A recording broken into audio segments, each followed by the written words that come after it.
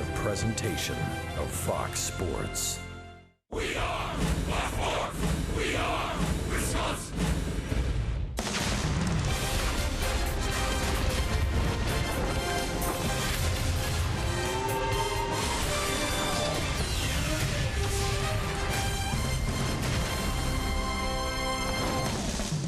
After a three-city, eight-game road trip, great to be back home at Miller Park as the Brewers continue their home-and-home series against the Minnesota Twins. They split the games at Target Field.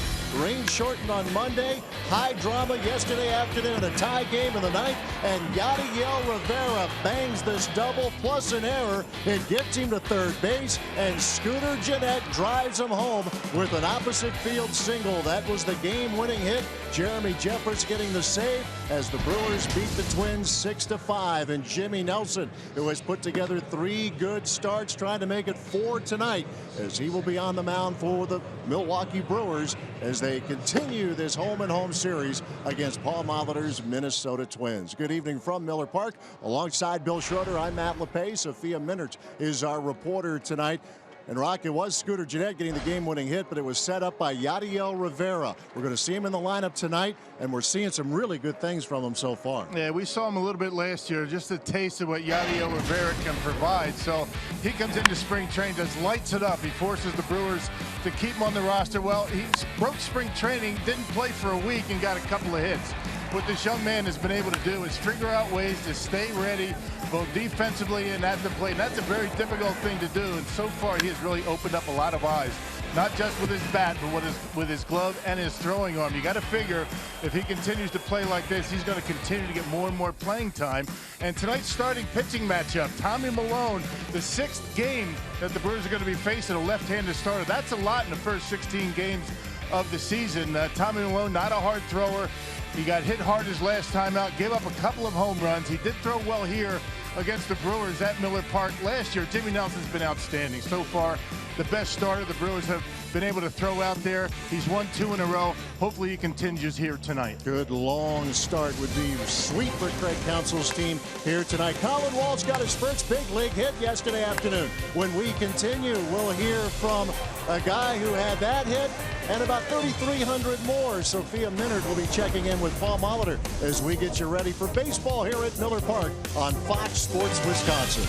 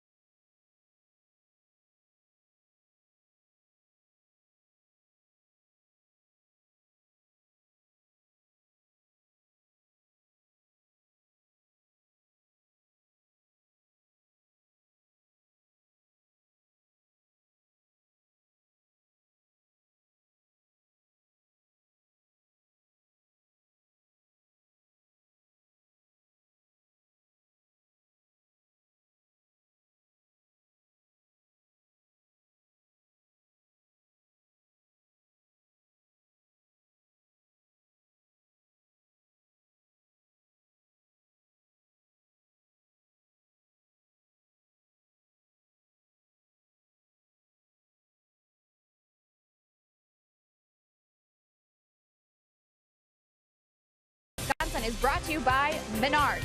Save big money at Menards on all your home improvement needs. By your local Toyota dealers. Toyota, let's go places. And by Miller Lite, the original light Pilsner. Cheers, it's Miller time. This interleague series between the Brewers and Twins is even at 1 after a pair in Minnesota, and now this series moves here to Miller Park as the Brewers get ready to start a 5-game homestand. We've got first pitch coming up next. But Colin Walsh yesterday got a milestone, his first career major league hit in a Brewers uniform, coming in just his 12th game. And so for Colin Walsh, it was certainly a milestone. And for Paul Molitor, well, he's had many milestones in a Brewers uniform. You see his first career hit April 7th, 1978. And for Paul Molitor, there are certainly a lot of milestones, a lot of memories in a Milwaukee Brewers uniform. And for Colin Walsh, it's just the beginning of a career here for him with the Brewers. So we take a look now at those graphics, excuse me, for Molitor and for Colin Walsh. We get ready. Paul Molitor, he's ready to make his return here to Milwaukee. I enjoy coming back here, obviously, because it does rekindle an enjoyable chapter of my life playing here for the Brewers for 15 years. But, you know, roles have changed and time has passed, and the focus is more about coming in here as a member of the Twins organization and trying to find a way to win. But it is fun to think back a little bit. Jimmy Nelson gets ready to face the Twins for the first time, his 4th start of the season. We've got this interleague series continuing between the Brewers and the Twins. First pitch coming up next with Matt LePay and Bill Schroeder on the call.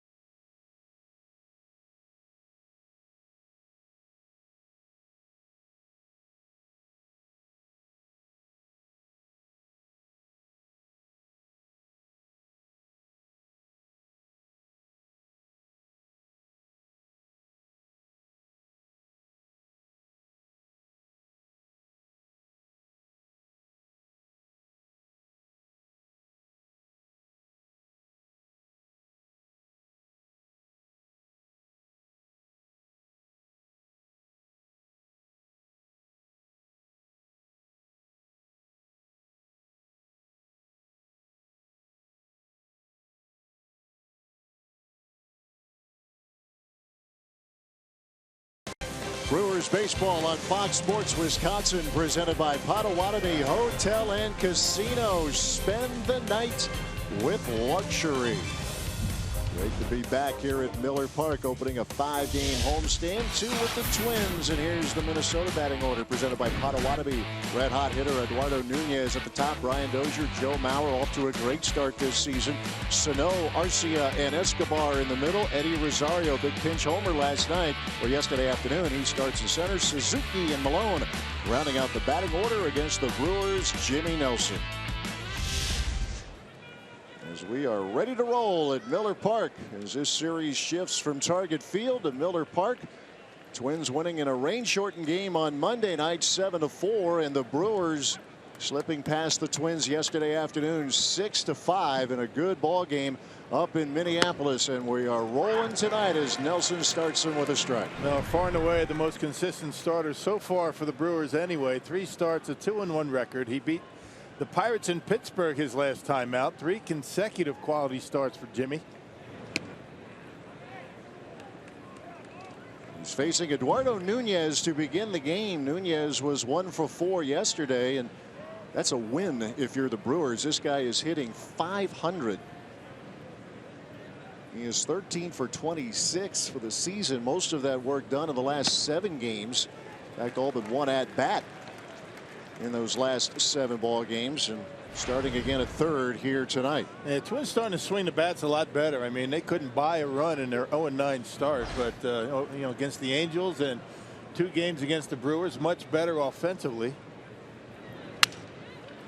There's a roller over to Chris Carter. He'll feed Nelson. There is out number 1 to get things started here in Milwaukee. Well, check out our defense for the Brewers. Brought to you by Menards tonight. Braun Flores and Santana in the outfield. You got Aaron Hill. He's back at third base. VR at short. Yadiel Rivera gets a start out there at second base. He's been outstanding so far this year. Chris Carter and Jonathan Lucroy once again behind home plate. Rivera with that double plus an error. That set up Scooter Gennett to drive in what turned out to be the game-winning run yesterday afternoon. This after the Twins had the momentum on the strength of a 3-run 8th inning. Couple of home runs in that frame. Tyler Thornburg was touched up for the first time this season, but as it turned out, Thornburg ended up being the winning pitcher because of what the Brewers did at the top of the 9th. And once again, the Brewers win in a very close game. That seems the way it's been going. They lose big. They win very slight margins. But as long as you get victories. I think Craig Counsell asking a little bit extra out of his 2 setup guys, Thornburg and Michael Blazek yesterday, an inning plus. Yeah, out of both. Willie Peralta was on a good roll there in the middle innings, but in the 6th, the first 2 Twins reached as Brian Dozier now at the plate for the Twins. First 2 Twins reached in the 6th. Miguel Sano and our Oswaldo Arcias. So Michael Blazek came in to work the 6th inning and part of the 7th. Tyler Thornburg coming in, an inning and a third as well. And make no mistake, Thornburg has pitched extremely well this season, so a blip in terms of the ERA. He has one now, but he also has a win. Teammates picked him up, and the Brewers pushed a run across in the 9th inning. But this team is fun to watch, the scrappy nature of it. They are finding some ways to win, and that was the case yesterday as this pitch is popped up, and a Lucroy with a play, and there are 2 men out. 15 years he wore a Brewers uniform. More than 2/3 of his 3,300 hits with this franchise. You see the number of games he played as a Milwaukee Brewer, and got a nice ovation, as you would expect from this Miller Park crowd, in his 2nd year now after taking his team to the brink of the postseason a year ago. And the number retired here in this great ballpark. Yeah, some would say that he should have been the American League Manager of the Year. He had a lot of votes. He came in 3rd in that department. And who would have thought that the Twins would have been taking it right down to the wire last year? Expectations a little bit different this year, and they got off to a very slow start at 0-9. Yeah, Jeff Bannister won the award in the American League last year, and Trock said the Twins dropped their first 9, won 4 straight before falling yesterday. Mention the Brewers in their wins as Joe Mauer is at the plate. 0-1 the count on him. The Brewers have had to find ways to scratch out wins, such as yesterday. The Twins, they're 6-8. 7 of their games have been decided in the last at bat. Yeah. They've had good pitching for the most part. Good starting pitching. Their bullpen is on a good roll. Nelson misses with a fastball. 2-1 to Joe Mauer. Yeah, good velocity for Jimmy right out of the gates. I mean, 95 with that last fastball. He was able to get in on the hands of Dozier a couple of times. He's trying to establish inside. Fastball, slider, curveball, occasional, very occasional changeup for Nelson. 2-1 pitch to Mauer. Took well, but out of play. Brewers stopped Mauer's hitting streak yesterday, which was at 9 games. But you see the count now, and Mauer early in this season has been very dangerous as a two-strike hitter, to the tune of 9 for 24, 375. Yeah, doesn't strike out much. Uses left field very well. He doubled down the line and left yesterday. Tough to shift on him. 2-2 pitch. Throwing a fastball and missing it. Full count to Mauer.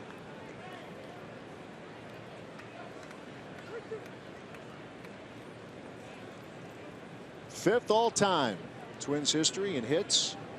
Slipping past Harmon Killebrew to move up another notch in Twins history. Is Nelson ready with the 3-2 pitch? Boy, not much. Just missing away. Ball 4. All right, good eye by Joe Mauer. And one of the good things about playing here in the National League against the Twins, as you see that one just missed, you don't have to deal with Byung-Ho Park. He's on the bench, no DH. They decided to put Mauer over at first, which they're always going to do. But Park with 2 home runs and 4 hits overall against the Brewers in that 2-game series in Minnesota. You don't have to worry about him, at least. Which is a good thing, but they will have to focus now on Miguel Sano. Yeah, Park yesterday with the home run in the 7th inning, and that got the Twins to within 2, and then added another long ball and an Eddie Rosario pinch hit 2-run homer. Big Miguel Sano at the plate, and he takes a strike.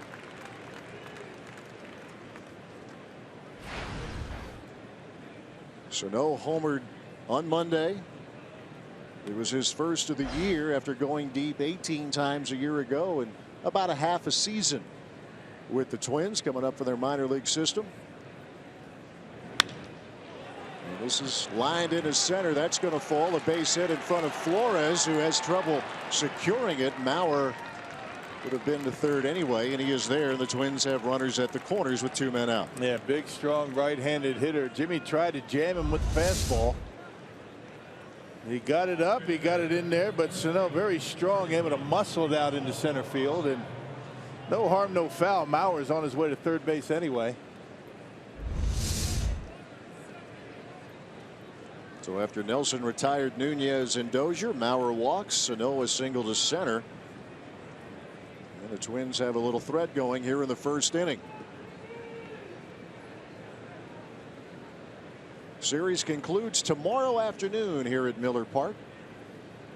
And then the Philadelphia Phillies come to town for the weekend. Here is Oswaldo Arcia.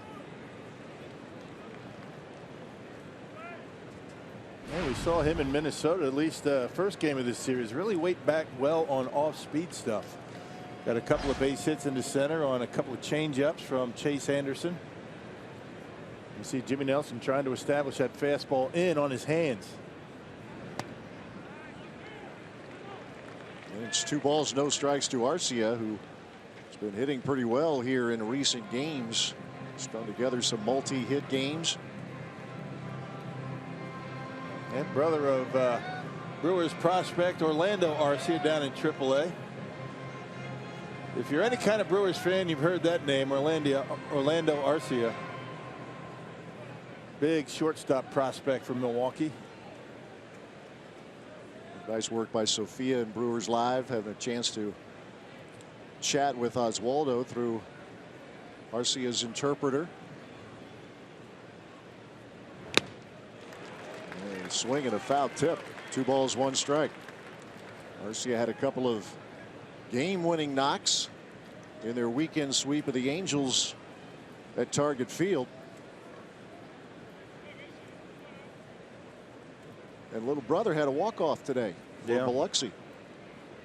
Good hitting family, huh? Not bad. 2-1 pitch. Nelson pours one in there to even the count. Right down the middle. That's a Jimmy Nelson explosive fastball with that late movement as it gets to the hitting zone. And Arcia, I mean, really no chance on it. Way behind it. I guess now he's going to choke up a little bit. Every now and then you see a hitter do that, right? When you get one blown by you, why not, right? That is strike 3 call. Took a look at it on the corner. And Nelson gets through the 1st inning. 2 are stranded. Brewers coming up here at Miller Park.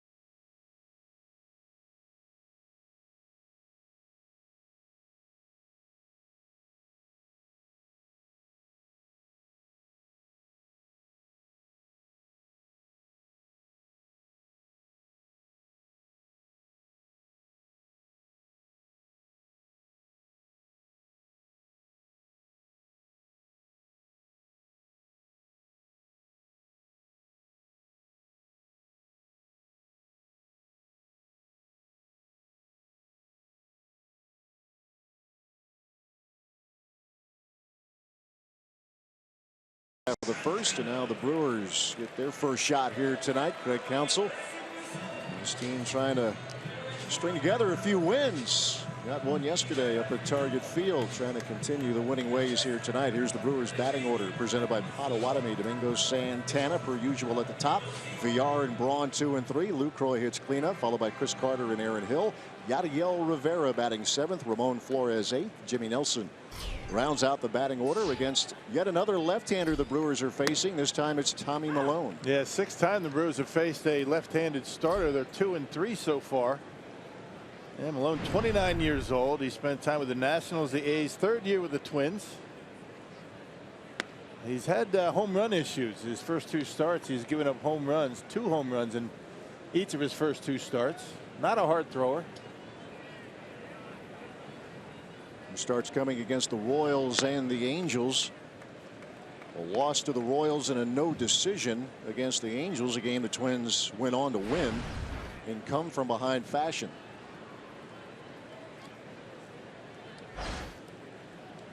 Santana back in the lineup here today. Jordan Baker, the first base umpire, saying Santana held up.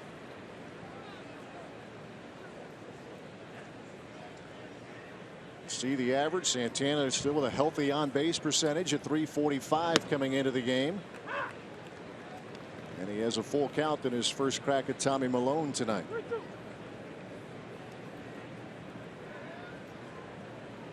Working quickly, and that is sharply hit and through into left field, a base hit.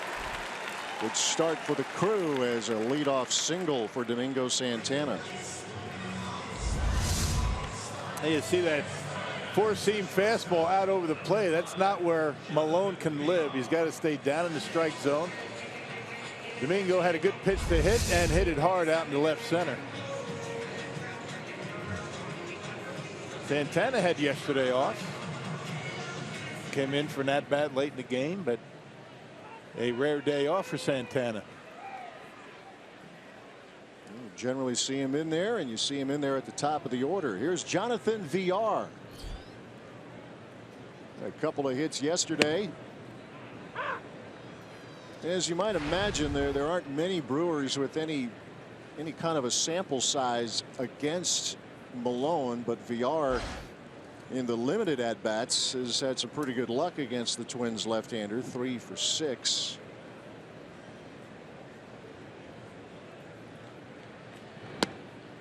Rocker mentioned Milone been with the Nationals. That was a team drafting the left-hander back in the 2008 draft, a 10th round pick. Former USC Trojan.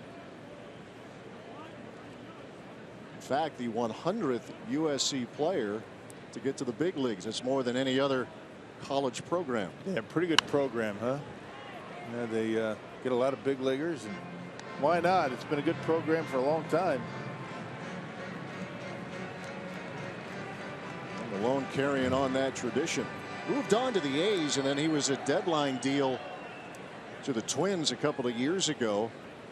You remember the A's were going for it in their pitching rotation. They had made a couple of moves, getting Jason Hamill, Jeff Smarja. So Malone was moved to the A's for Sam Fuld.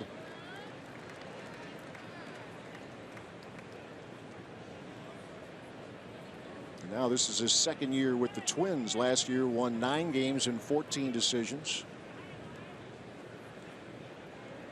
2-2 the count to Jonathan Villar. And relies on command. You see the fastball at about 88 to 89 miles an hour. I just saw a changeup that time, and guys like that can be effective against a free swinging ball club. But the Brewers have shown a lot of patience so far this year. He has a tendency to give up home runs. 2 in each of his first 2 starts. 3-2 pitch coming to Villar. And he struck him out swinging. Foul tip into the mid of Kurt Suzuki for out number 1. Now let's check out the Menards Twins defense tonight. And Paul Molitor hoping the defense is going to be better tonight than yesterday. A couple of errors, a big one out in the outfield. You have to set up that winning run. Arcia Rosario gets the start out in center field. Sano and right. Nunez, Escobar, Dozier, and Joe Mauer from third to first. Kurt Suzuki behind home plate. Look at Miguel Sano. Powerful bat. Still working on things defensively and right. Remember, he was a third baseman. That was where they had projected him a couple of years ago. And he made an error in yesterday's game. Yeah, misplay on a line drive off the bat of Scooter Gennett.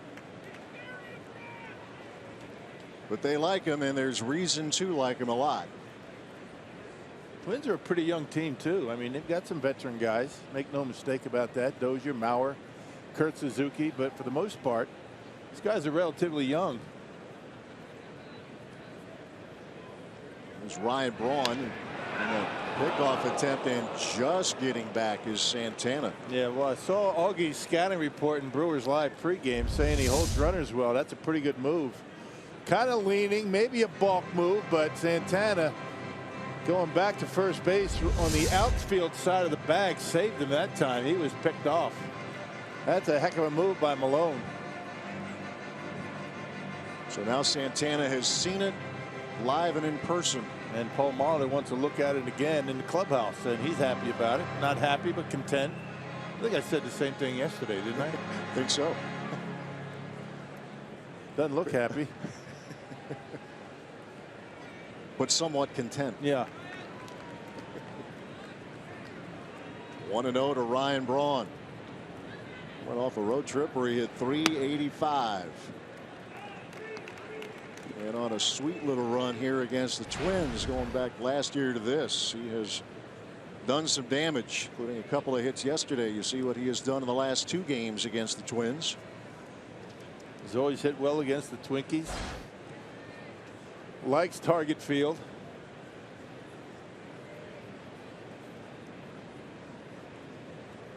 And has a hitter's count against Tommy Malone. Goes with the changeup that Braun chops foul. A couple of games in the books this afternoon. The Reds defeated the Rockies 6-5 and they got through the rain delay, finished it in St. Louis. The Cardinals beat the Cubs 5-3. Is St. Louis able to salvage 1 game in that series? Took them 6 hours, didn't it? Took a while. They got through the 6th. The rains came, and I think this game started at noon, didn't it? Yeah, I think it did. As a matter of fact, just ended.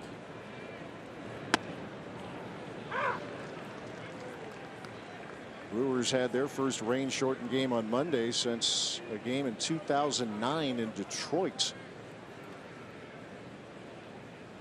And the Tigers won in a game that was called. Got through 6 innings on Monday at Target Field, and the rain started and it never really let up. They waited and waited. Tried to find some window to play, but that window never got here. And a little chopper foul at the plate. Off of Braun.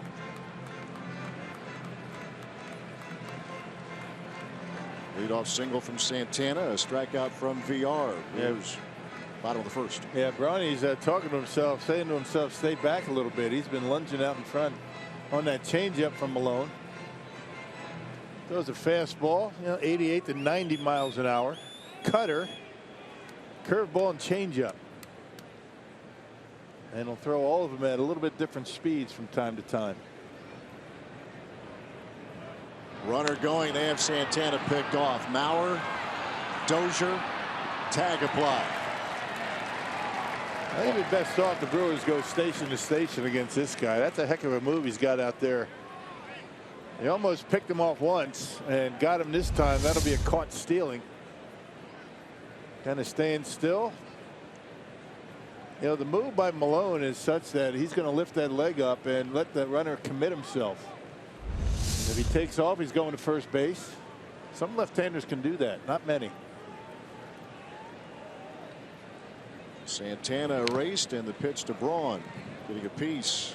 Also got Suzuki. Catcher's best friend, a pitcher out there with a move like that, just eliminates the running game. Doesn't eliminate that though. Getting drilled. Haven't found a cure for that, have we? No pitcher can help you there.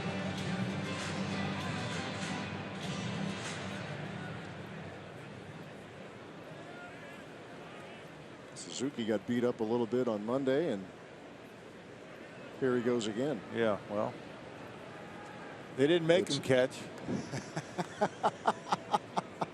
He had options. He had options.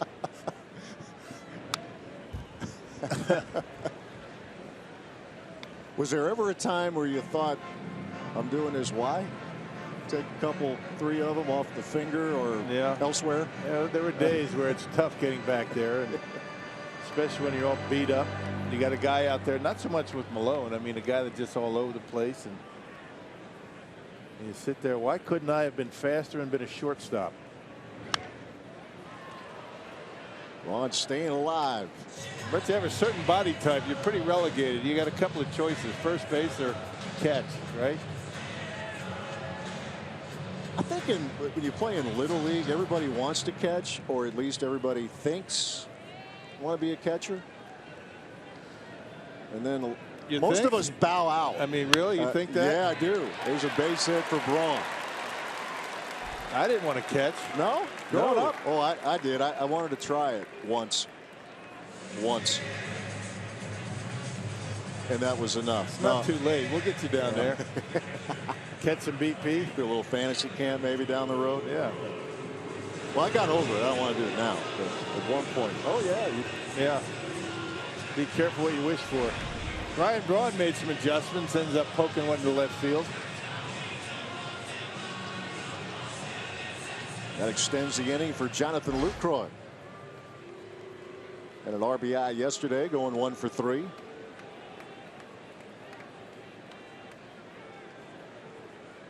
Just getting started. First game of the Miller Park portion of this series. Teams meeting a little earlier than usual. They're always fun when they do. And there's a fly ball hit back into center field. Rosario at the wall. Just enough room. Right at the 400 sign.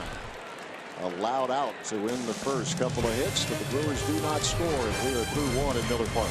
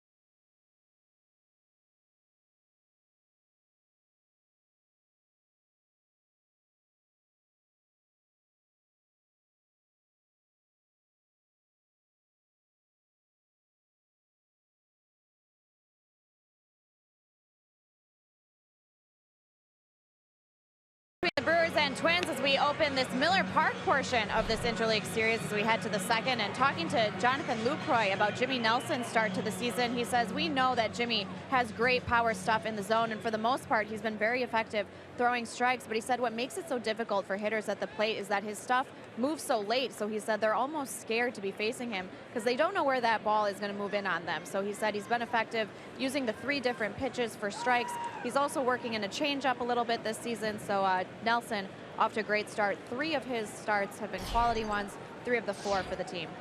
He's really one of those guys that can make you look bad up at the plate. I mean, Arcia didn't look real comfortable against Jimmy in that last at bat. He struck out to end the first. And he's kind of like that. I mean, he's got the stuff to make you look bad and feel bad as you walk back to the dugout. Well, Sophia mentioning too, Rock, about the comments from Lucroy. It's the late break. You hear it said a fair amount in this game in regards to pitching. It's sometimes not how much it breaks, but when it breaks. When it's late. Late and short, better than big and early, for sure. Now, Jimmy with 13 strikeouts coming in. He had 9 of them in one start against the Astros, and only 1 last time out against the Pirates. Now, the strikeout is an overrated stat for a guy with that power sinker. Get the ground ball out early in the count. Keep that pitch count low. 2 strikes and nothing to Eduardo Escobar, leading off the second inning for the Twins.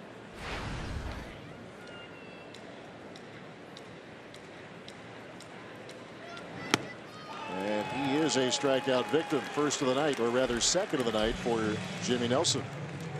Yeah, here it is, that power sinker. Hit it if you can. You see, pretty straight, but up in the zone. Good luck hitting that in the upper 90s. You know, 95, 96 up there, tough to get to.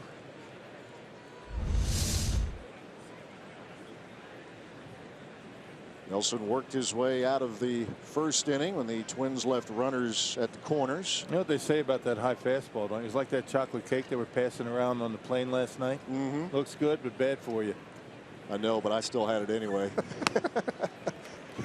that cake did not blow by me. The cake, not the fastball. The fastball would blow by me. The cake, not so much. That high fastball, 95, 96, best off just letting it go. Yeah. Because it's tough to get to. Eddie Rosario had a big hit at the moment for the Twins yesterday. Came in and hit a 2-run pinch homer off of Tyler Thornburg. That tied the game at 5 in the 8th inning, but the Brewers had a good answer with a run in the 9th. The double off the bat of Yadiel Rivera, and then brought in by Scooter Gennett. Rivera moving to third as Byron Buxton was having trouble coming up with it, so it was a double plus an error. And Rivera in the lineup tonight, working at second. 0-2 pitch to Rosario. This is lifted in the air, shallow left, and Jonathan Villar will take care of it. 2 outs.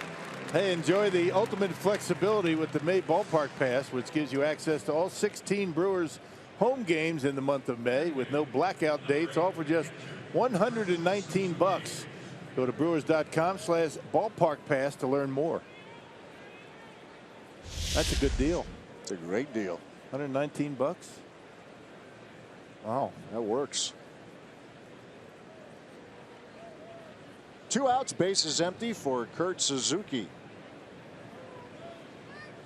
Well, the storylines for this Twins in general, they have struggled offensively, showing signs of coming out of it in the last now better part of a week after their 0-9 start. But the catchers, both Suzuki and John Ryan Murphy, were really struggling at the plate. You see the average of Suzuki, but he had a couple of hits on Monday.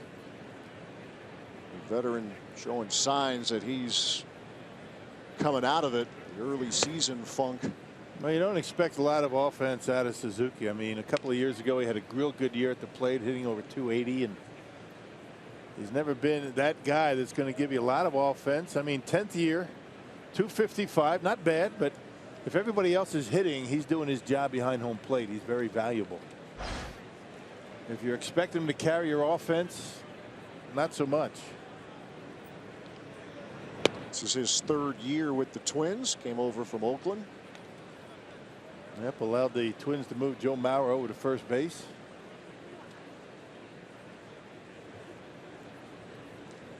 2 balls, 1 strike. Jimmy Nelson, 3 starts so far. This is his 4th. The first 3 all quality. A 2-1 record. And he's drawn some pretty tough customers as his counterparts. Johnny Cueto, that was the loss. Outdueled Dallas Keuchel. And then had a good outing at Pittsburgh last Friday. 6 innings, and then the Pirates were getting a little something going on him. But he still worked 6 innings, gave up 3 runs, only 2 were earned. That was the game that the Brewers went on to win Friday night 8-4. And Suzuki gets into one deep into left field, and Ryan Braun reaching up and can't get it. It'll be a double for Suzuki. Well, he turned that fastball around, didn't he? A 3-1 fastball. Suzuki nearly hits it out of the ballpark. Right down the middle and gets good extension, but just didn't have that sound. And yeah, fortunately, he stayed in the ballpark. Man at second, 2 outs with a pitcher coming up. Not the worst scenario in the world. Ryan had a couple of more steps he could have taken. I think he jumped a little bit too soon, but it's going to be a double.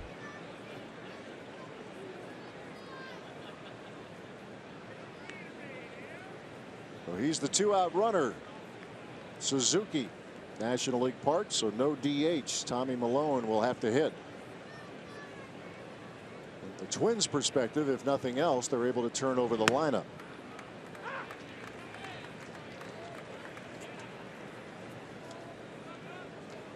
Probably hear it again this year, as you have in past years. Every time an American League team comes into a National League Park, the topic, will the DH expand? It gets talked about every year. Will the National League have it?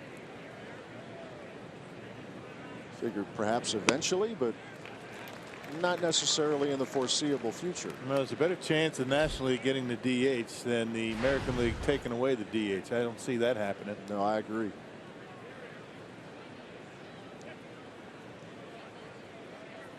You see the numbers at the plate for Milone. Nelson out in front, 0-2. And here it comes. And that's hit the other way, and a nice stop by VR. He will not get the runner, but it prevents a run. Wow, what a play. What a play by Jonathan VR. I mean, not only does he keep the ball in the infield, he almost gets you out at first base. Check this out. That's a pretty good swing by Milone. He saves the run. He keeps it in the infield. Had it got into left field, the run would have scored. Suzuki would have scored, and they almost got the out at first. Tremendous effort by Jonathan VR right there. Saw the whole package there. The arm strength, the athleticism, able to lay out, knock it down. So keeps a run off the board here at the moment. But for the second straight inning, the Twins have runners at first and third with 2 men out. That's Suzuki over at third, Milone at first. Yeah, Tommy Milone coming in. He was a 160 hitter for his career before this year. Not too bad with a home run. So limited at bats, and looks like he can swing it pretty well. Top of the order for Nunez, and right against the shift, away from it, a base hit to right. And that gets the Twins on the board. All of this coming with 2 out. Well, you can tell that he was trying to do that all the way with that big shift. You've got Rivera on the shortstop side of the bag at second. Just serves it over there. Check out. There's Rivera. And obviously just trying to punch it in that direction. That's a lot of room between first and second. Now you got that power pitcher up there. You don't expect him to pull the ball all that much, and he's able to serve it into right field for the RBI. So a 6-game hitting streak for Nunez, and you see he's spraying the ball all over the park. And that hit has his average right back to 500. The first 2 were retired, Escobar and Rosario, but since then 3 straight hits, including an infield hit from the pitcher. Here's Brian Dozier.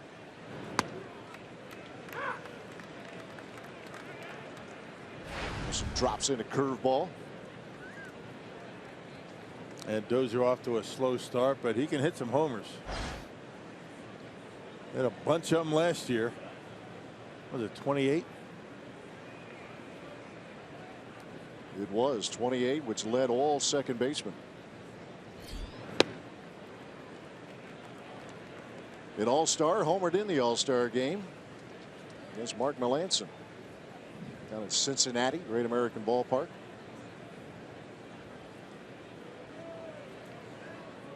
Twins get the first run of the night here in the second.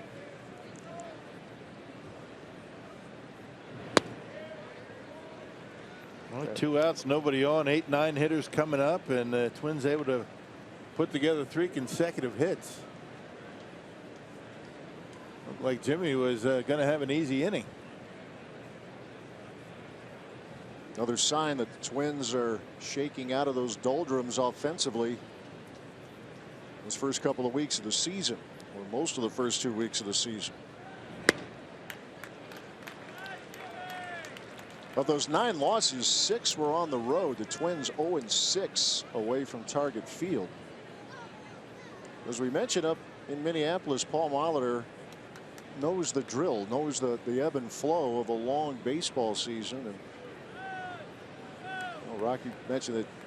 Molitor mentioned it back in Team Streak '87. You know how it works. Yeah. You fight your way through it. Yep, lost 12 in a row in May. But it's always it hurts a lot more when you start the year 0-9 than it did. 0-12 is always horrible, but in the middle of the season, after you won your first 13 games, it's a little bit easier to stomach. But 0-9 is a tough hole to dig out of.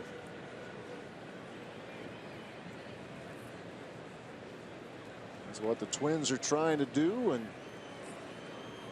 the Brewers yesterday getting their 6th win, come in 6-8.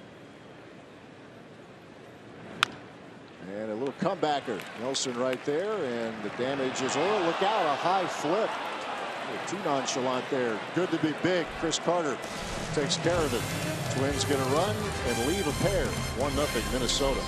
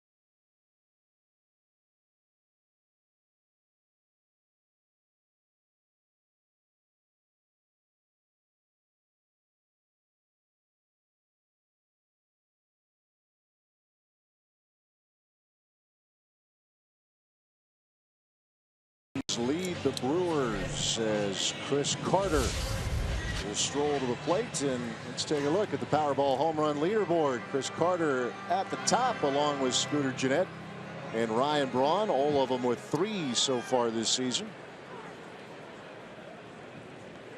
A good thing that Brian Dozier wasn't running on that last play. He would have been safe.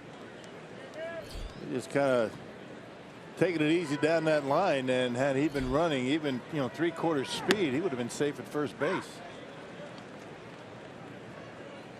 And I guarantee that's what he's thinking about right now. He'll be busting up the line the next trip, right? No matter what. Yeah. Tell you what Rock's talking about here. A little comebacker. I mean, there you go. If he's running at all, he's going to be safe. Fortunate for the Brewers.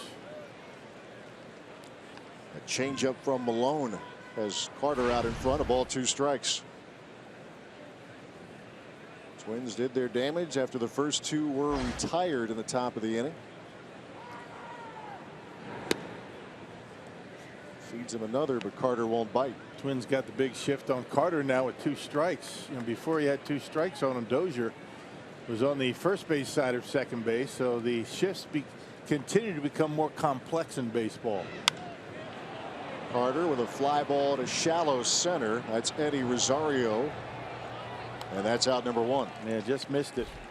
But these shifts continue. I mean, as they evolve, it's based on the count. It's based on runners on base. It's based on who's pitching. And a lot of things are involved in these shifts. It's fascinating to watch. Got to be an engineer to play baseball these days. Next time you come to the ballpark, just try to notice that. And all the data all these clubs gather now, and what the numbers tell you hitters will do, and how you pitch to those hitters with certain counts, and how the infield is aligned accordingly. Thinking man's game.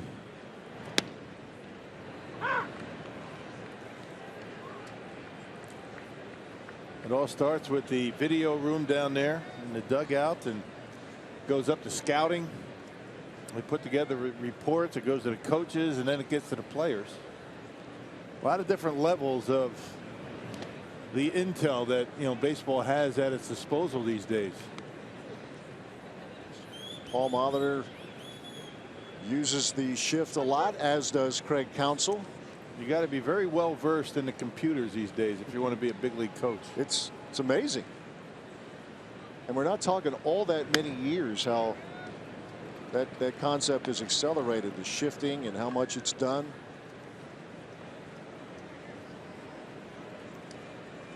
And the Hall of Famer there, obviously a believer. Craig Counsell, absolutely a believer in it. So they're going to continue to do that.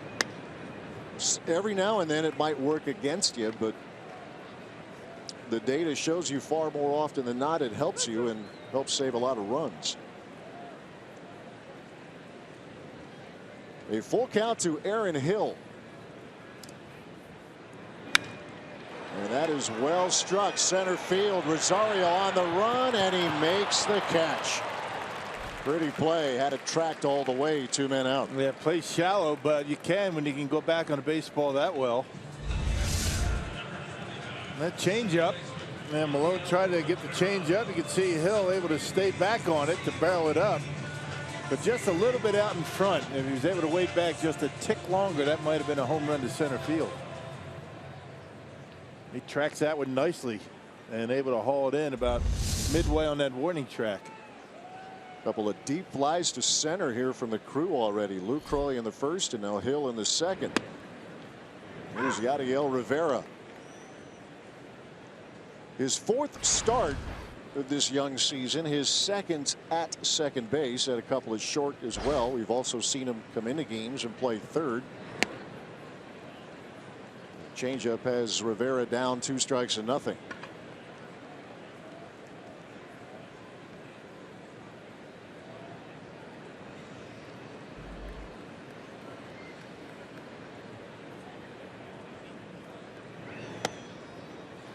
Back to the fastball. This is the guy we were talking about when we came on the air. He has been impressive the way he's been able to prepare and keep himself ready with very limited playing time. That's an unusual thing for a young player. Rivera goes down swinging. A 1-2-3 inning for Tommy Milone. We are through 2 at Miller Park. Twins the early lead.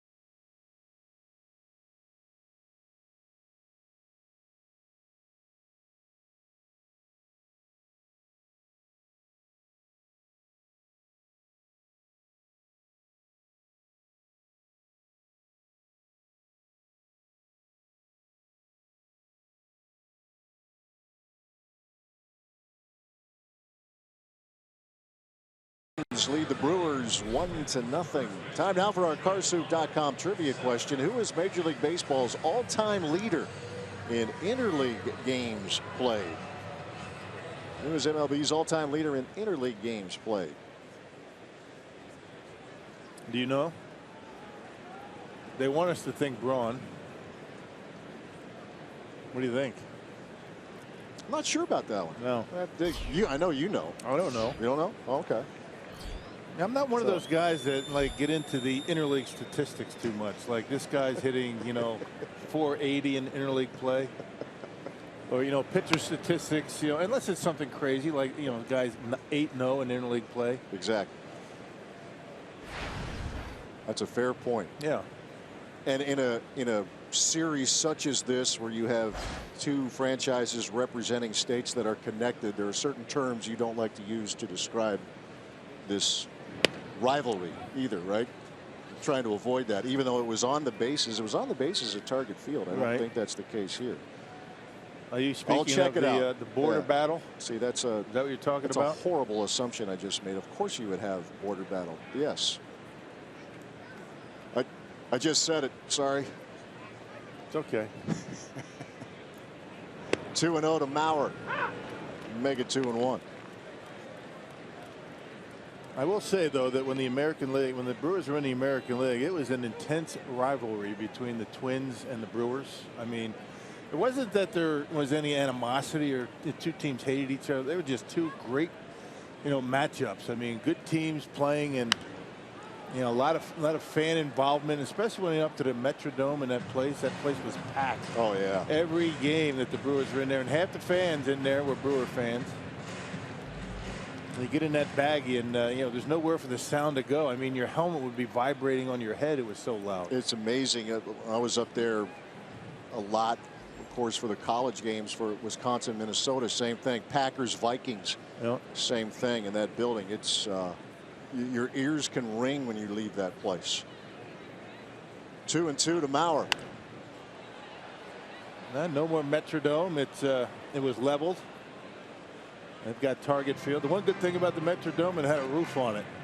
It's a great point.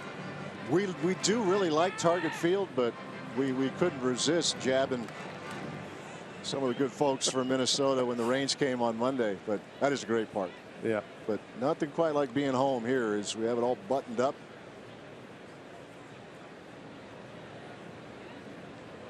You got a game here at Miller Park. 2-2 to Mauer.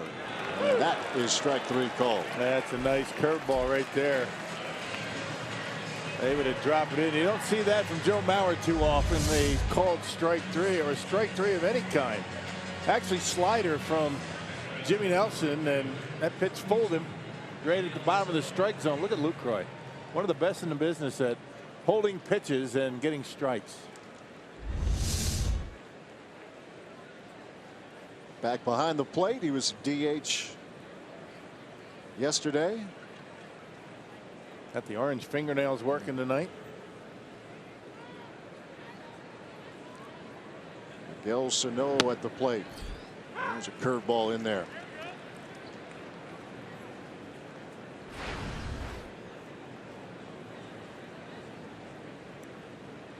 Single to center the first trip for Sano.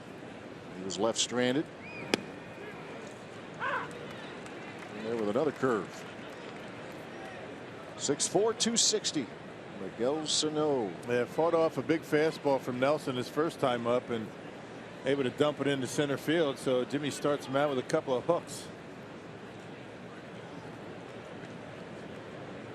Brings the 0-2. Turned up the heat.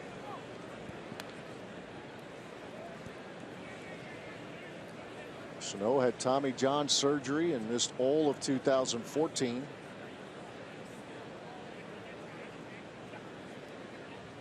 Mentioned some of the young players on this team. He is one. Byron Buxton another. Buxton not in the lineup tonight for Molitor's team.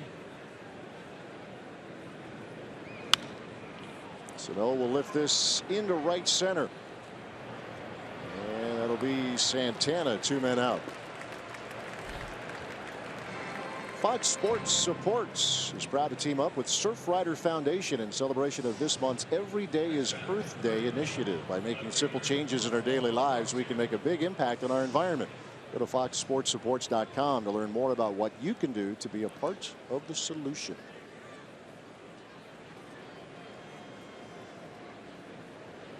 For a second there, it looked like a little "I got it, you take it." Yeah. Santana, a little panic. Able to get under it as long as he catch it. Oswaldo Arcia took a called third strike to end the first inning. See if Nelson can get through unscathed here. He retired the first two Twins in the second inning, but then Suzuki, Malone, and Nunez all reached. RBI single for Nunez.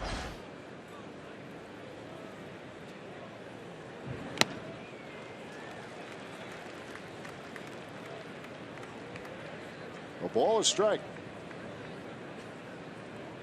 Arcia back in left field here tonight.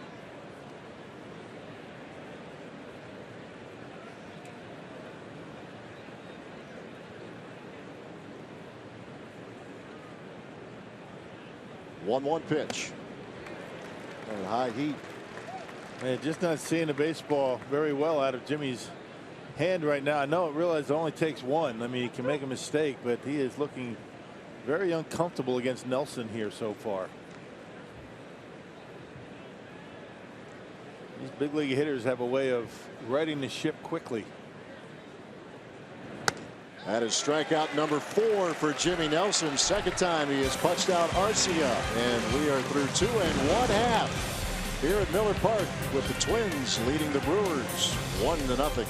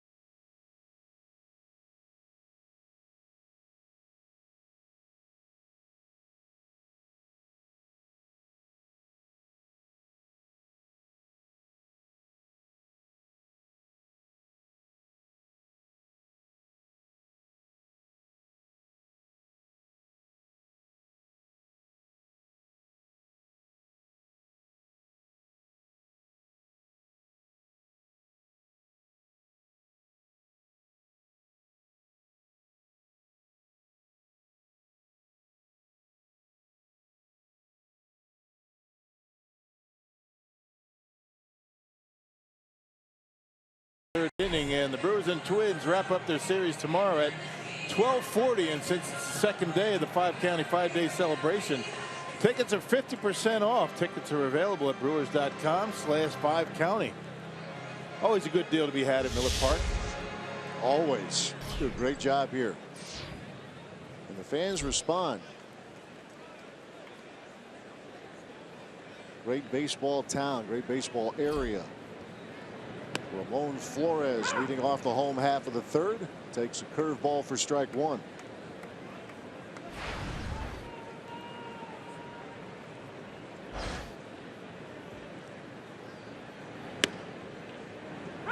Quickly down 0-2. Flores trying to get going. He's hitless in his last 14 at bats.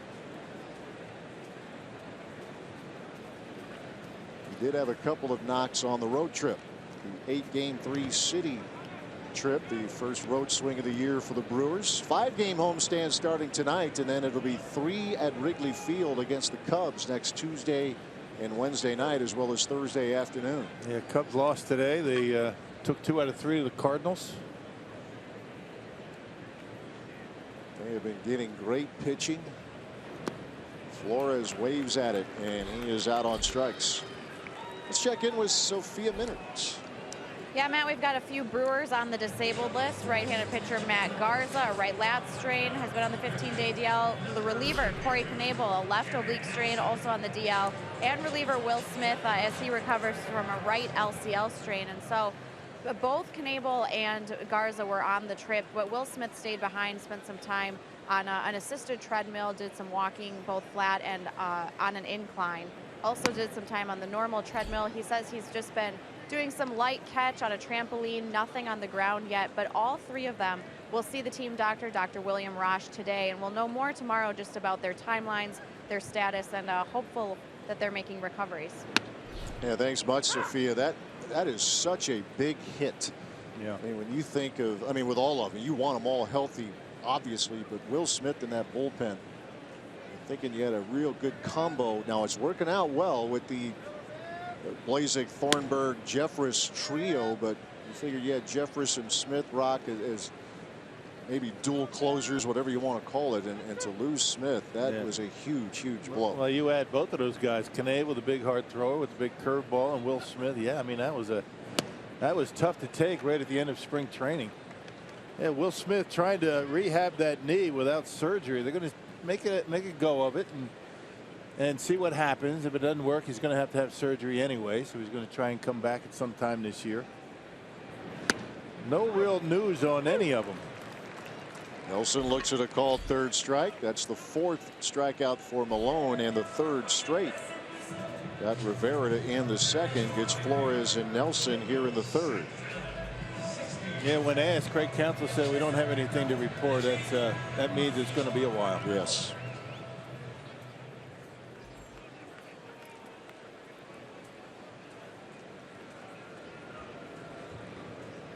Back to the top of the order, and Domingo Santana. That slow curve in there for strike 1. Yeah, Malone's throwing the baseball here tonight like he did last year against Milwaukee in his ballpark. He had a nice start and no decision. The Brewers won the game, but he threw 6 scoreless innings. And he looks pretty sharp tonight. Yeah, the Brewers got to the bullpen in that matchup, ended up winning 5-3. His other start against the Brewers came 3 years ago with the A's. That was a winning decision for him.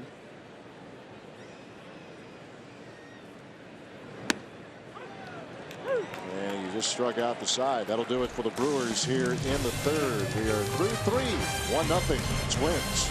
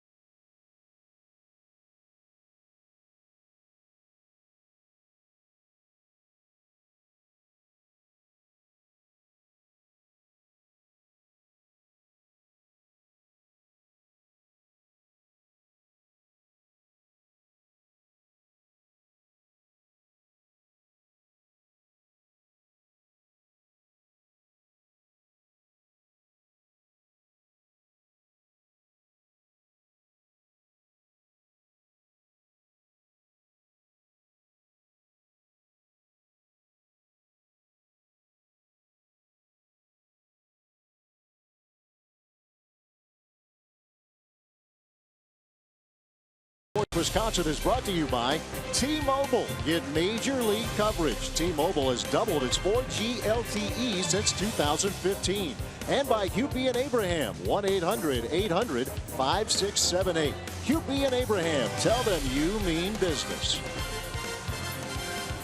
Brewers and Twins here at Miller Park, 1-0 Minnesota as we move on to the 4th inning.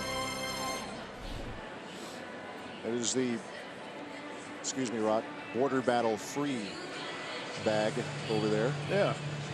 You're making it seem like I really detest that whole border battle thing. That's not the case.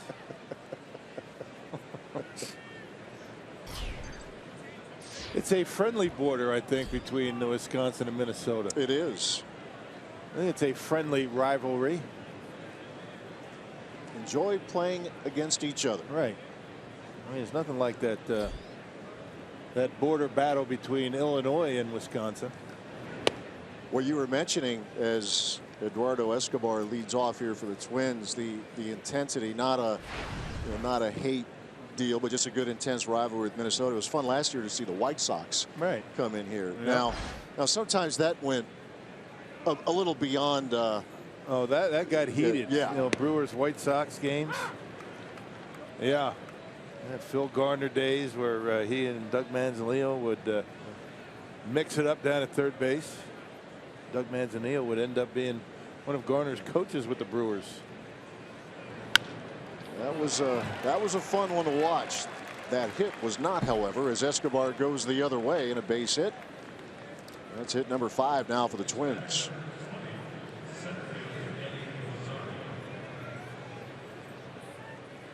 Brewers, Twins, Packers, Vikings, Badgers, Gophers.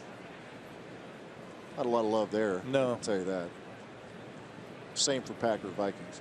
Packers, Vikings, same thing. Not a lot of love. Eddie Rosario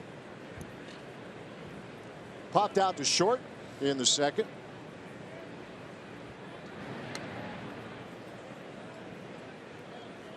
Yeah, you talk about that home run that Rosario hit yesterday. It was on the changeup from Thornburg.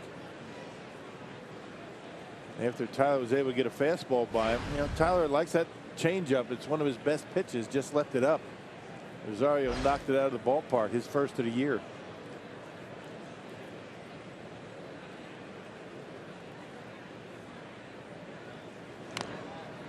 Lays one down, or tries to, and fouls it off. It was that homer from Rosario. It was the first homer for the Twins that was not a solo shot. It was a 2-run blast, and it tied the game in the 8th, but the Brewers put a run on the board in the 9th to win it. That just left it up in his zone a little bit and hit it out, tied the game, and Brewers would go on to win. They scratch out the wins, and the losses for the most part are games that get away. 6-8 record for the Crew coming into this matchup. 6 wins, more than they had last April, so they're doing this with a team very young in some spots, not all, but some.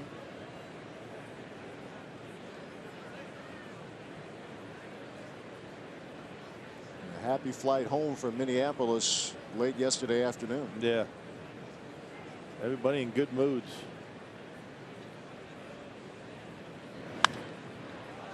This is popped up. Another chance for VR. And that's the second time tonight that Rosario has popped out to the shortstop. 1 out. Yeah, you saw a shot of Jonathan VR a couple of seconds ago, and he has been talking and making hand gestures over to Yadiel Rivera just about the entire game, trying to help him out with his positioning and just his experience that he's been able to garner this year, playing just about every day, just trying to help Yadiel figure out where to play and just talking him through some of this stuff. Young guy that's showing some leadership out there at shortstop. Fun to see. Young guy helping another young guy. Here's Kurt Suzuki. And a chance for a couple here. There's 6, there's 4, and there's 3. That's a double play.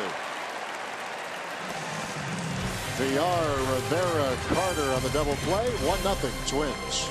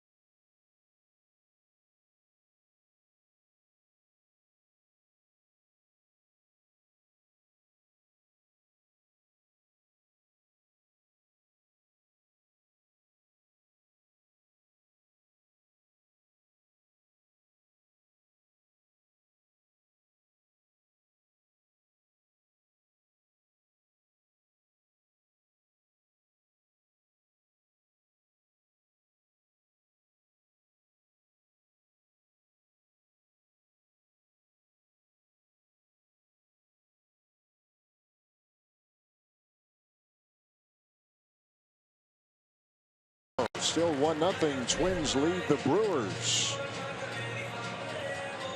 Let's revisit our carsoup.com trivia question. Who is Major League Baseball's all-time leader in interleague games played? Alex Rodriguez. A-Rod, 282 times. And there you see Joe Mauer of the Twins. Ryan Braun, more than anyone in the Brewers' history. Yeah, I figured it had to be a guy that's been around a while. Interleague play started, what, 97, right? Yes. Brewers switched leagues in 98. Jonathan VR leading off. A-Rod's still playing. He is. It's fun seeing the Yankees here a couple of years ago, part of the Derek Jeter farewell tour, but it was fun for a lot of fans here to say they had a chance to see him in person.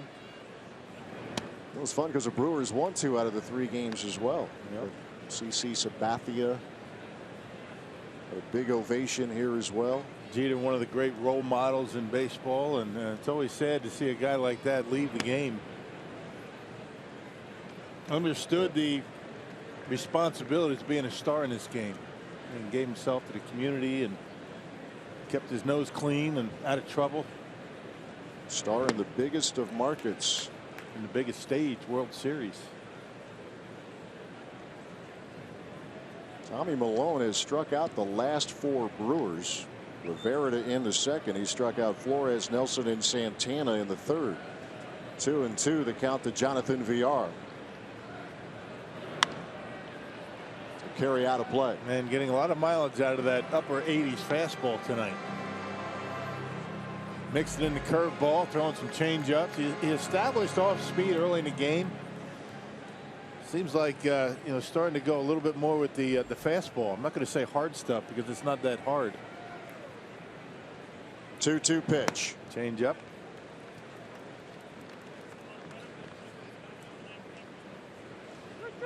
So the count runs full to the Brewers shortstop. Comes in with the best on base percentage on the team, a shade better than 400. It's a ground ball to third. That's Nunez. 1 out. This Let's Motor Player Profile brought to you by BMW Mini. This is the numbers that Ryan has had in interleague games. Not only has he played in more than any other Brewer, he has fared very well. 304 average. 26 big flies. It's a pretty good season of work. Interleague average right at where his career batting average is, 304. So numbers don't lie. Very consistent. National League or American League opposition. If you can hit, you can hit, right? Yeah. And we know this guy can hit. You mentioned he gets into these hot stretches. It's a clinic.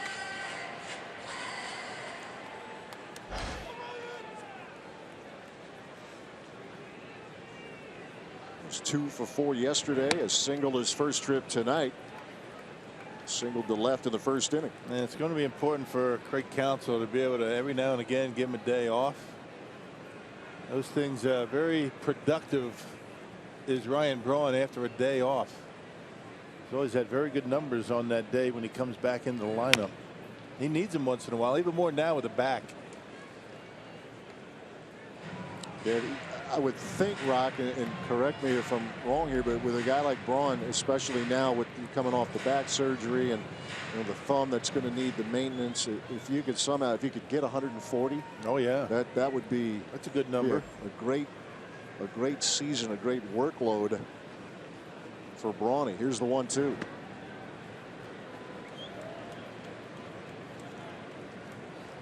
Craig gave him a day off in Pittsburgh, and got to keep him healthy.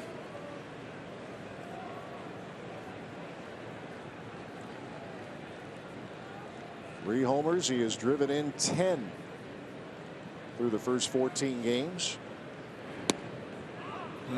Wow. Just missed. Tough pitch to take.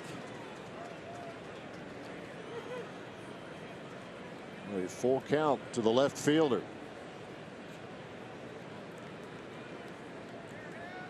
Here it comes. And there's another hit for Braun. He is 2 for 2 as he goes the other way. And missed with the fastball down, went with the changeup up and away, and Ryan Braun now with 2 hits, 1 to left, 1 to right. Check this out. There's that changeup grip, pitches up, doesn't try and pull it, and hits a bullet into right field. That is about as picture perfect as it gets right there. Good balance, able to get on top of that pitch and hit it hard into right field. Some kind of hitter. Wow. You see the spray chart for Braun. 2 pretty good hitters having a chat right there, Braun and Mauer. Surprised there's only 2 hits to right. Right. Yeah, the long balls, you figure it's center or to right. That's like catch a few people by surprise. Here's Jonathan Lucroy.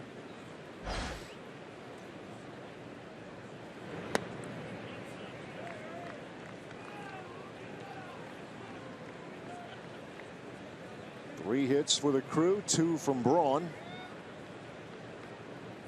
Lucroy sent one right to the 400 sign in center his first trip. It's not quite enough.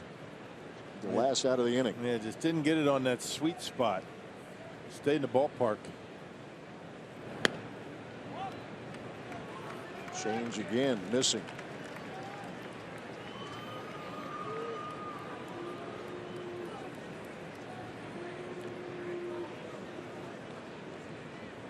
If the Brewers can get to Malone here in the 4th.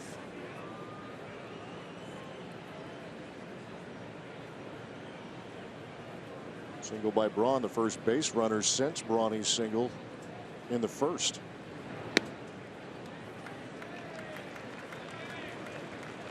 Changeup missing away, and Suzuki, the catcher, will have a brief chat.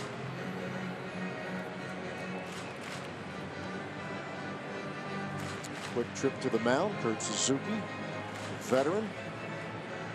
Malone's been around as well, 29 years old. Brewers not biting on those pitches out of the zone.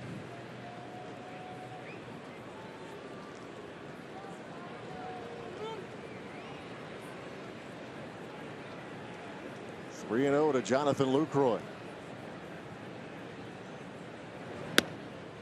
Back to the fastball. Luke taken.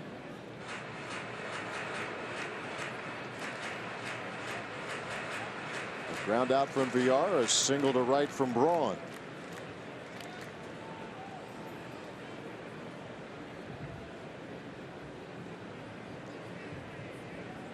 Malone brings the 3-1. Now the count is full.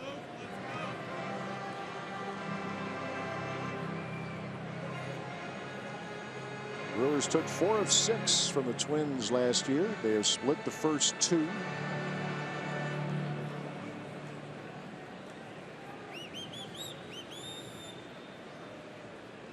Same umpiring crew that worked the series, the 2-game series in Minnesota.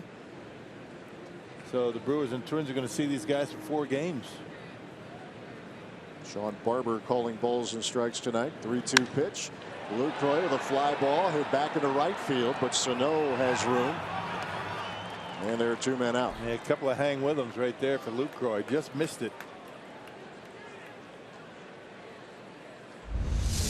And trying to go to the opposite field. That was a cut fastball that really didn't do much. A little bit down on the trademark, not quite on the sweet spot, just like the one he hit to center his first time up.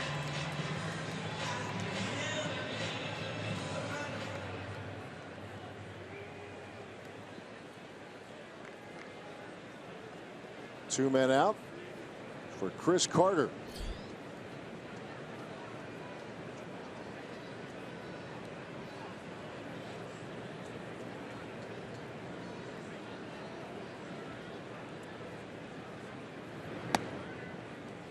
Every game, but especially a home game with Carter, you stop what you're doing, watching at home or wherever you're watching from, because you think he might make Bernie go dodge a baseball. Right, he's gonna this year.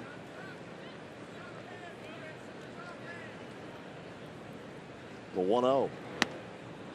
He rattles them up in that area in batting practice.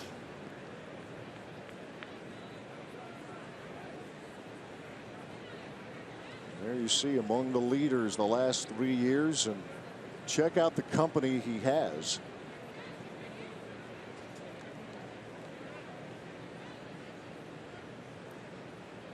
One pitch.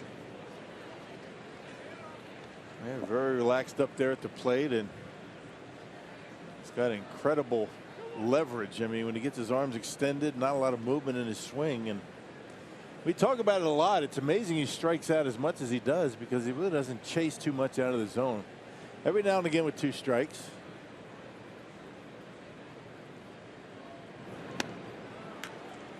A little behind there. 2 balls, 2 strikes. Yeah, back of your mind, you're thinking off speed, and comes in there with 87.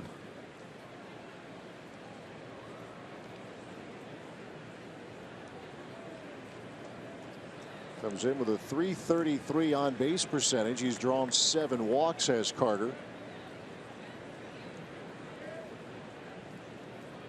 Malone ready with a 2-2.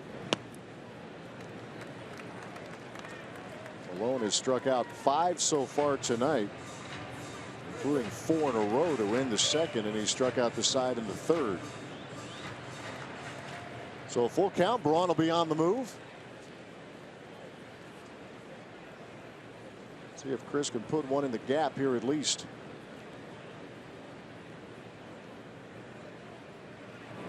And there's a line drive and a base hit left center field. Braun on the run, rounding third. That was bobbled by Arcia. Here's the relay to the plate, and Braun is in. We are tied.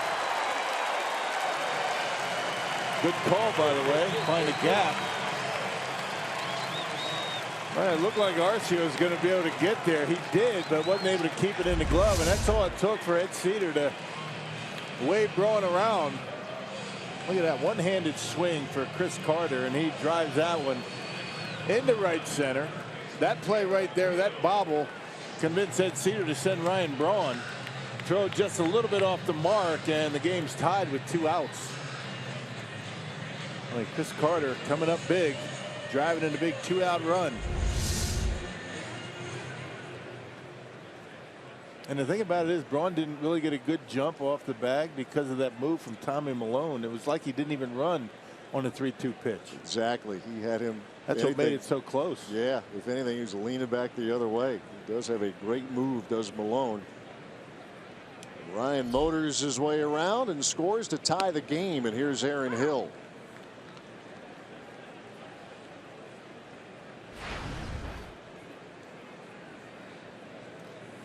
So a 2-out knock for Chris Carter. Scores Braun.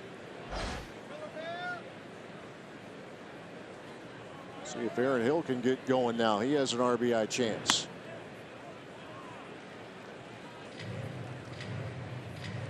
It's a tough sledding here for the veteran, Aaron Hill. Yeah, just haven't been able to get it going. And the times that he does center up a pitch, it seems like it's right at somebody. 1 ball, 1 strike.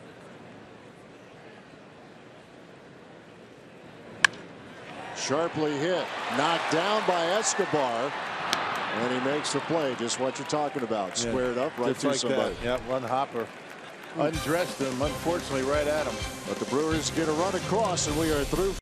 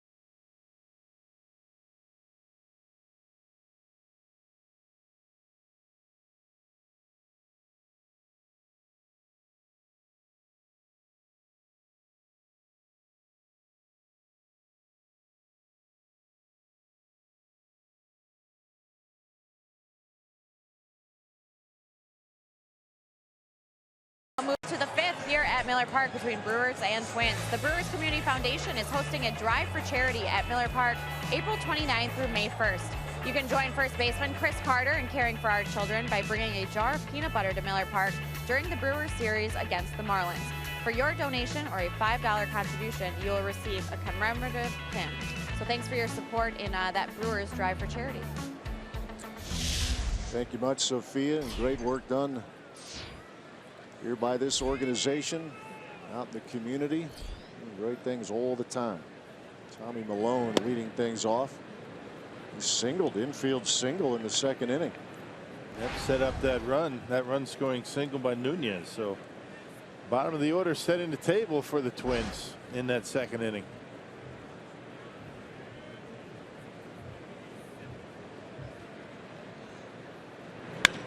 And another sharply hit ball from the pitcher. Malone now 2 for 2. It can't be that easy, is it? Maybe to look that way. I know it's not that easy. Make it look it like it. My goodness. That ball was smoked. There's a Jimmy Nelson 2-seam fastball, and look at that swing. That guy knows what he's doing with the bat. Wow. Saying, what's his DH thing?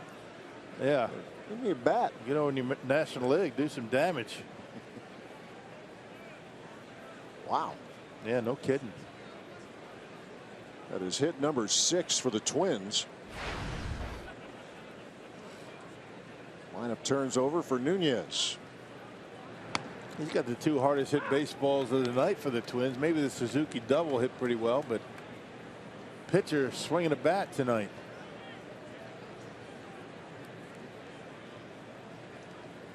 Nunez 1 for 2 and 14 for 28 on the year.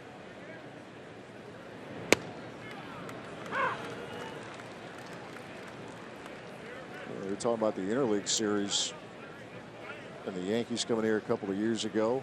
Nunez was a Yankee. There was some thought that he might be their shortstop of the future, but it ended up designated for assignment at the end of spring training in 2014. Well, doing his work for the Twins. And strikeout number 5 for Jimmy Nelson. 1 out here in the 5th. Let's take a look at the last inning. Here was Ryan Braun coming in. Not sure if he came up just a little bit there. Grabbing that left leg for a minute, but he's still in there. Yeah. Looks like he's all right. Maybe just trying to knock the dirt off and fix the pants before he goes back into the dugout. Here's Brian Dozier. Look out.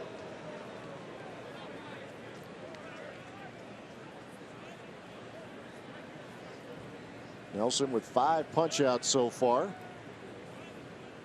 1 run allowed was in the 2nd inning, and it was after the first 2 Twins were retired.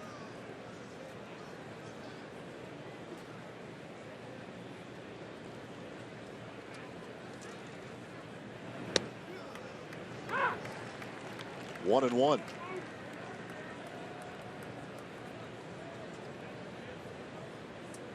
Malone, the runner at first. Talking with Craig Counsell about Nelson a couple days ago. Craig has been talking about how impressed he is with how Nelson goes about his business, and he's asking him some more specifics on that. And Counsell just talks about how Nelson has a very regimented program that he goes through between starts. He's, I know, Rock, you said this yourself with talking with BA. He's just all business all the time. A stickler to the routine to get himself ready from one start to the next. It's not to say that he doesn't have a little fun now and then, but when it's time to work, he goes to it. And here's a chance for 2. Villar, Rivera, Carter, double play. Second of the night turned by the crew. And Nelson taking care of things, and we are halfway through. Brewers and Twins tied at 1.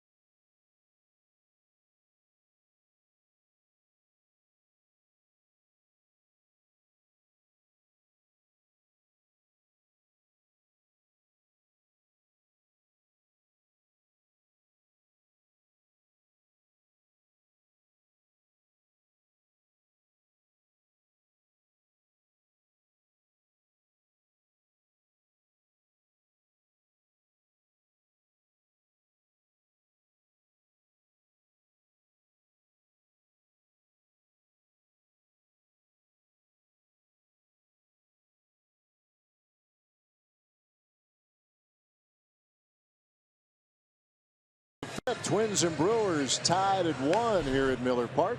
And here is Miller Lights. What's on tap? Matchup concludes. Series concludes tomorrow. Taylor Youngman on the mound for Milwaukee. Ricky Nolasco gets the call for the Twins. Youngman was better, not where he wanted to be, but better in his last outing against Pittsburgh. We'll get things started at noon tomorrow right here on Fox Sports Wisconsin. We have 4 runs in 6 innings against the Pirates after getting roughed up big time his last time out before that. All part of those early season statistics. A bad outing early, or if you're a hitter with a bad stretch or a real good one early, you get some odd looking numbers, and see if Youngman can continue to get that ERA going in the other direction. Yadiel Rivera struck out his first trip. Good cut at a Tommy Malone offering. Malone's been good. Brewers finally broke through with a run in the 4th. Run scoring double from Chris Carter. They brought Braun in. Good matchup here. A 1-1 game in inning number 5. Curveball missing. Malone had quite the big league debut. The Nationals back in September of 2011 against the Mets. He retired the first 6 hitters he faced, and then his first trip to the plate, first swing, homered. And then they played the rest of the game. He ended up with no decision, and his team lost, but he had a great start. Yeah, great first couple innings. He's been a very serviceable starting pitcher in his big league career. I mean, not a guy with eye-popping stuff as we talked about, but he knows how to pitch. And throwing the baseball well tonight. 81 pitches as we work here in the 5th. And a full count to Yadiel Rivera. 7, 8, and 9 hitters for the Crew. Rivera, Flores, and Nelson.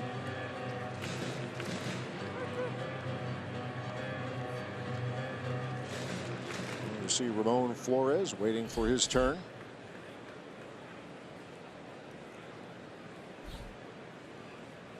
Payoff pitch to Rivera, swung on, hit in the air to left, but room for Arcia. 1 out. MLB is in full swing, and tomorrow Miguel Cabrera and the Tigers take on the defending World Series champion Kansas City Royals at 5:30 p.m. Central in a game you can only see on FS1 or watch it live on Fox Sports Go.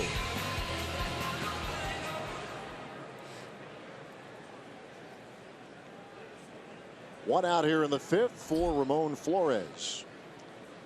Yeah, Craig Counsell had to decide between Flores and Neuenhuis in center field. Ken Broxton sent down to get some at bats. The only other right-handed option for Craig off the bench in center field. So one of the 2 lefties has to play against these left-handed starters. Tonight it's Flores. Yeah, they want to get Broxton some regular playing time in the minors. They're still very high on him. Yeah, he'll be back. Curve is punched through and into right field, a base hit. There you go. That gets Flores started. And a 1-out base runner for the Crew. Yeah, hung up a curveball a little bit up in his eyes. Actually, yeah, curveball that stayed up. That's what you want. I mean, if you're a lefty, you're looking for a mistake. He got one, and he ended up with a base hit.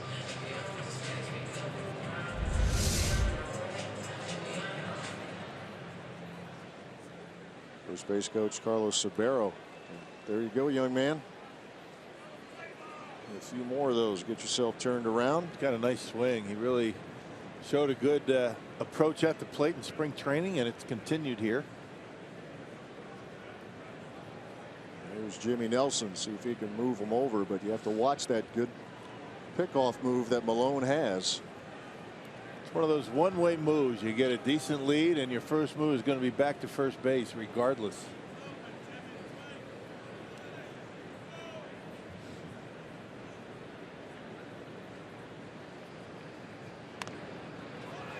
And that's a foul ball.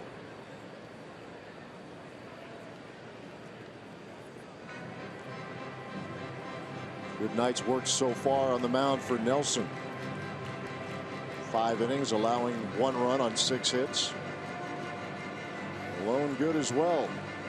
Brewers with a run on 5 hits.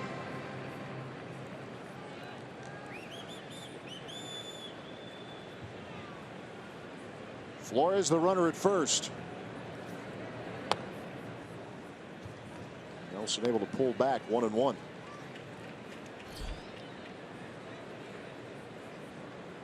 You want to try to bunt it toward first base. You got Mauer. He's holding the runner. Nunez right on top of him.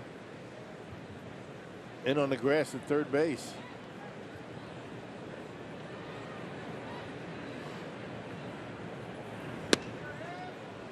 Bunts through it. Now just get it down.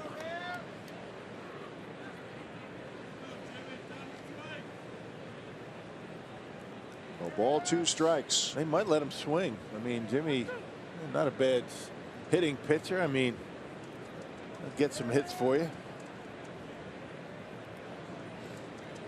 1 hit in 8 trips so far this year. This is his 4th start of the season. He squares around and threw it back. Wow. Not sure where that missed. Where'd that miss? Twins dugout all over Sean Barber. I don't blame him. That was a good pitch. Where'd that miss? Number 4. Another chance for Jimmy Nelson here.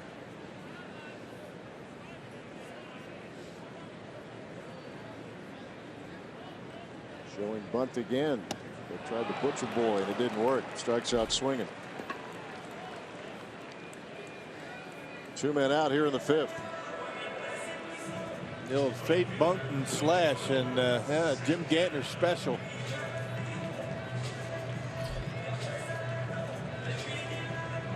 Comes up empty, so the lineup turns over. The runner at first for Domingo Santana.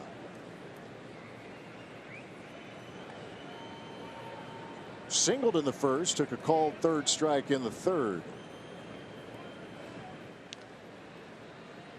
That move again. I think the Brewers have learned their lesson. I don't see a lot of running going on tonight while Malone's in the game. Santana singled in the first and was on the move, but Malone was able to catch him. Officially a caught stealing, but Malone had him picked off. It is a terrific move. You see the way he lifts that front leg and has the runner commit. If he goes back to first or stays put, he goes home. But Santana took off to second base, just throw it to first. It's a tough thing to do. You have good balance, you can do it. That's what Bob McClure used to do. Santana is swing and a miss. Some of the great moves in baseball. Andy Pettit, a great move to first. Chris Capuano's got a good move. He's always had a good move to first. Part of that Brewers bullpen.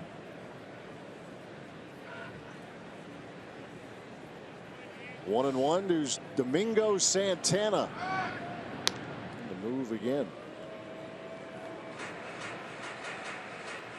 Umpire keeps a watchful eye on that front foot when the pitcher, left-handed pitcher, goes to first. It's got to be on the first base side of that 45-degree angle to the first baseline. And he is right on it. There was an old-fashioned argument last night on a balk call that was called, overturned once, overturned again, not by replay, but by a umpire's discussion. Colin Ray of the Padres and Andrew McCutcheon, who was on third, broke for home, and Ray's foot came off the rubber. Andy Green, old school argument, got thrown out. In fact, was held back by Mark McGuire. He's on the staff now with the Padres. Green after the game saying, he's a strong man. Yeah. So that's I was done. That's a bit of a mismatch right there. So when he grabbed me, I said, I was done. I'm out.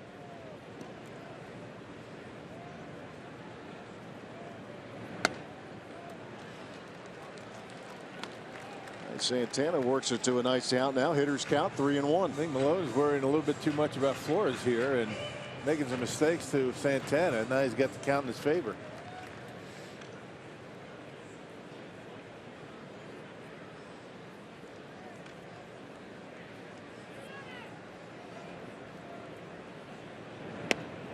And runners now at first and second. So Santana draws a walk. Something the Brewers do very well in these first 2+ weeks of the season. They're first tonight.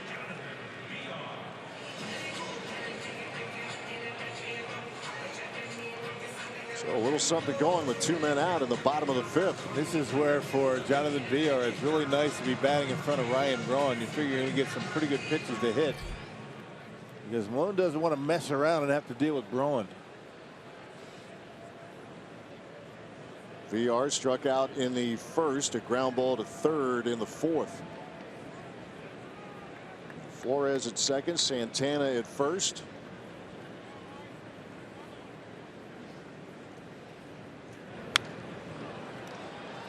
A foul out of play. Villar with a couple of hits in last night's game.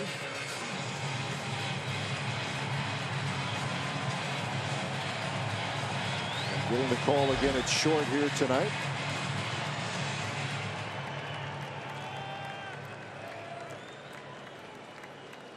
A chance to give his team the lead.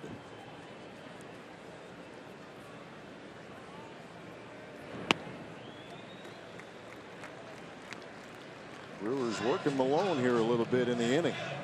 And pitch count near 100 already. 5th inning. So it might be a short night for Tommy Malone. Twins bullpen starting to move around a little bit. Malone had 84 pitches in his first outing against the Royals, 81 in his last outing against the Angels. It's been a good bullpen of late, though, for the Twins. Not sure they can afford to take him out, though. They miss his bat in the lineup. Yeah, he's going Rod Carew on us here tonight. It's 2 for 2.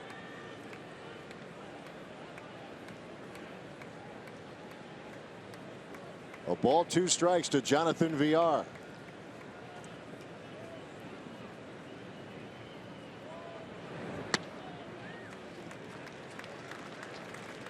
Inching closer to 90 on that pitch count.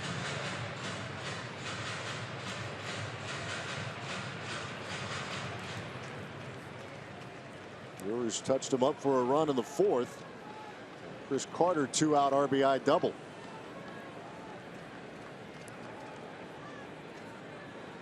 Malone with a 2-2.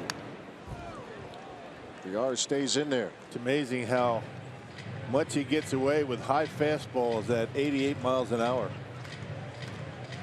It's all about your frame of reference, right? When you're throwing changeups and curveballs in the low 80s. 88 gets by hitters. He has done a good job of keeping the Brewers off balance in spots here. A 2-2 count to Villar, and another meeting is required with his catcher. Bunch of the Phillies coming to town this weekend. They're playing the Mets. Mets beat up on him last night. Beat up on Vince Velasquez, I should say, who had been off to a great start, but they knocked him around last night. Mets and Phillies tied at 4 in the 8th inning in Philadelphia. We saw Tonkin yesterday, Target Field. Michael Tonkin, 6'7" reliever. A full count to Villar. Well, runners get a head start. 3-2, 2 outs.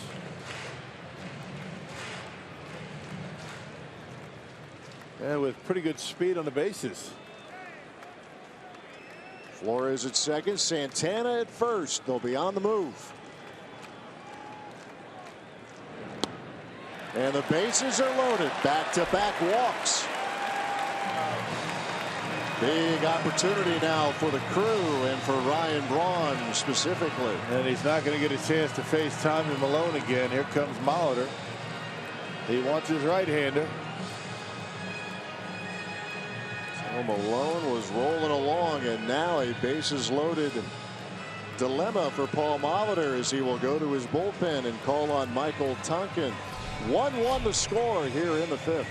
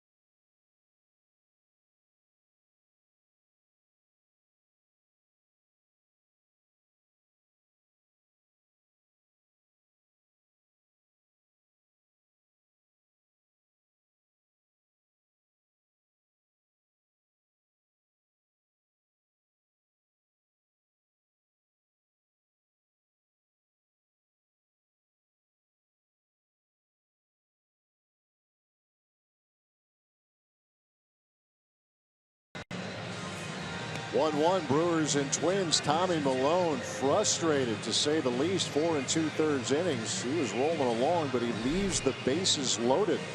A single and back-to-back 2-out walks as he exits, and entering now is Michael Tunkin.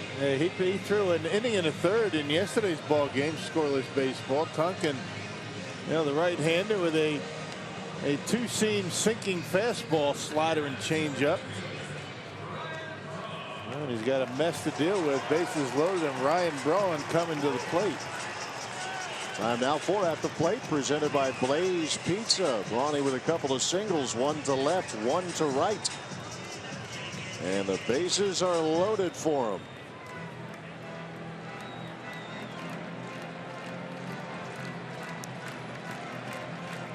Chance for the home team to take the lead here in the 5th.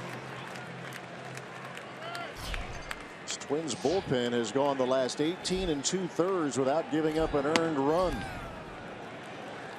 An effective group. The run yesterday was unearned, but against the pen nonetheless in the 9th inning.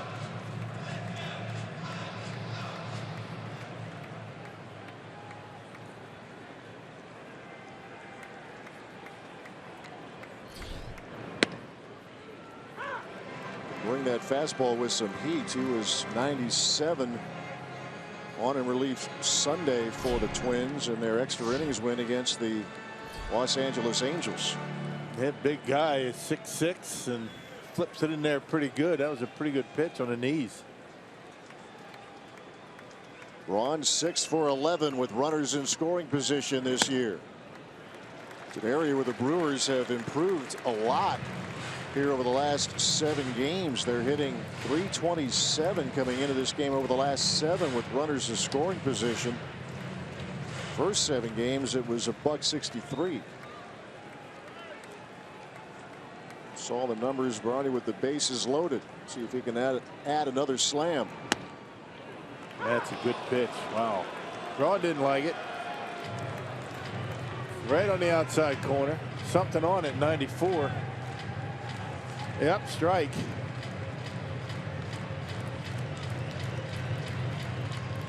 Two balls, 2 strikes to the Brewers left fielder. And the count is full. Tonkin missing at 96.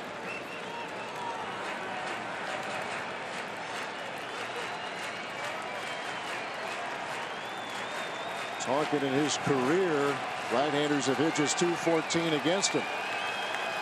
Runners will be on the move. 3-2. Here's the pitch. Braun will send this in the air and out of play. That's the old Ryan Braun wheelhouse right there. But Tonkin has something on that fastball. 95. A little bit of giddy up on it. Good finish. Challenged Braun, and Braun fouled it off. We'll do it again. 3-2 to Braun. Flores at third, Santana at second, VR at first. And they're all running. Here's the pitch. We'll need another one. Good matchup. Braun versus Tonkin. This is what makes baseball a great game. These type of situations right here. Power versus power. Tonkin throwing it in the mid-90s. Ryan Braun, a good fastball hitter.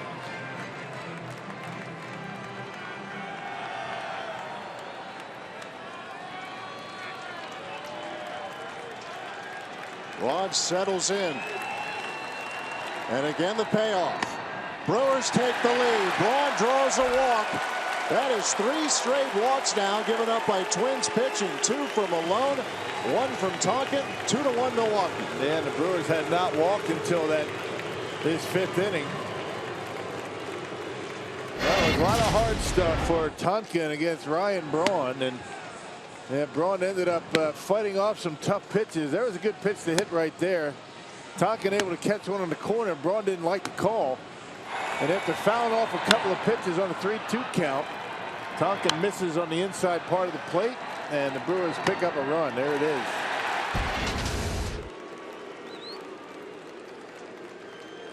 2-1 Milwaukee. Bases stay loaded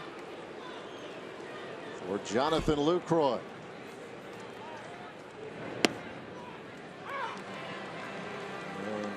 in there with a strike. That was the slider.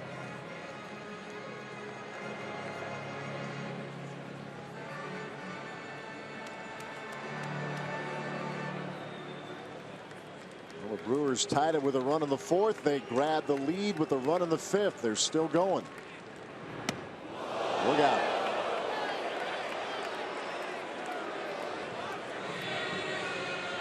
It's only been one breaking ball from Tonkin. That was a strike. He had Luke Croy leaning a little bit and then comes up and in. Look out.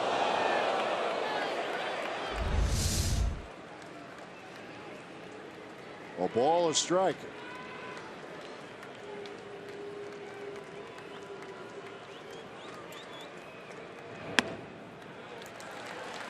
Tonkin having problems locating the strike zone. He came in for Tommy Milone. 4 2/3 for Milone. Milone giving up a couple of runs, still responsible for the runners at second and third.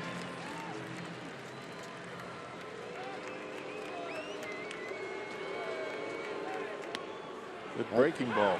That evens the count.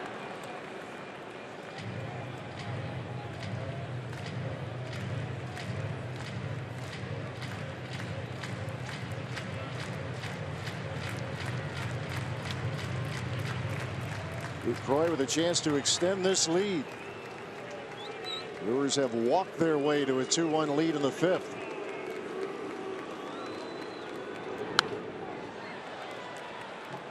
Flores got it started with a base hit to right, and then Santana, Villar, and Braun drawing bases on balls.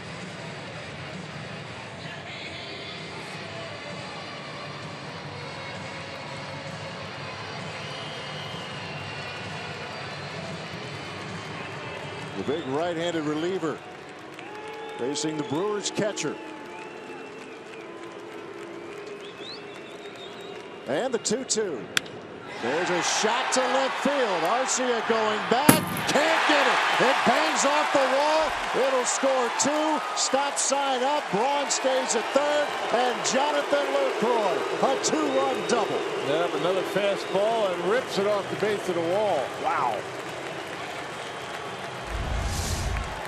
Yep, another fastball middle in, and Lucroy able to center on it. He has missed a couple of times in this game, nearly missing home runs, able to get the bat head out, and even with Arcia playing very deep, not able to get to it, and not a very good route to that baseball either. I think he could have had it had he made a good route, but the Brewers able to pick up a couple of more runs.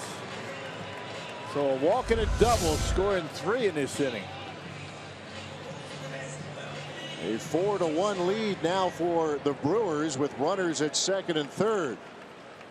Jonathan Lucroy, a doubles machine 2 years ago. Big double here and a big rip and a miss from Chris Carter. Well, he didn't have that far to go back, Arcia. He plays very deep out there. He just kind of turned himself around, and I think that's one that he thinks he should have had. And Suzuki takes another foul tip. Yeah, right in the jaw that time. Fastball at 95, foul straight back into the side of his face.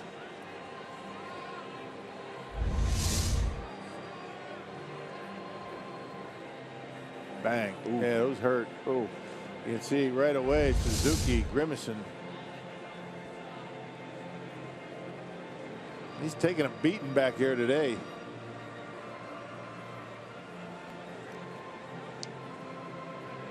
Athletic trainer out to take a look at him. The Brewers have scored 3 times here in the fifth.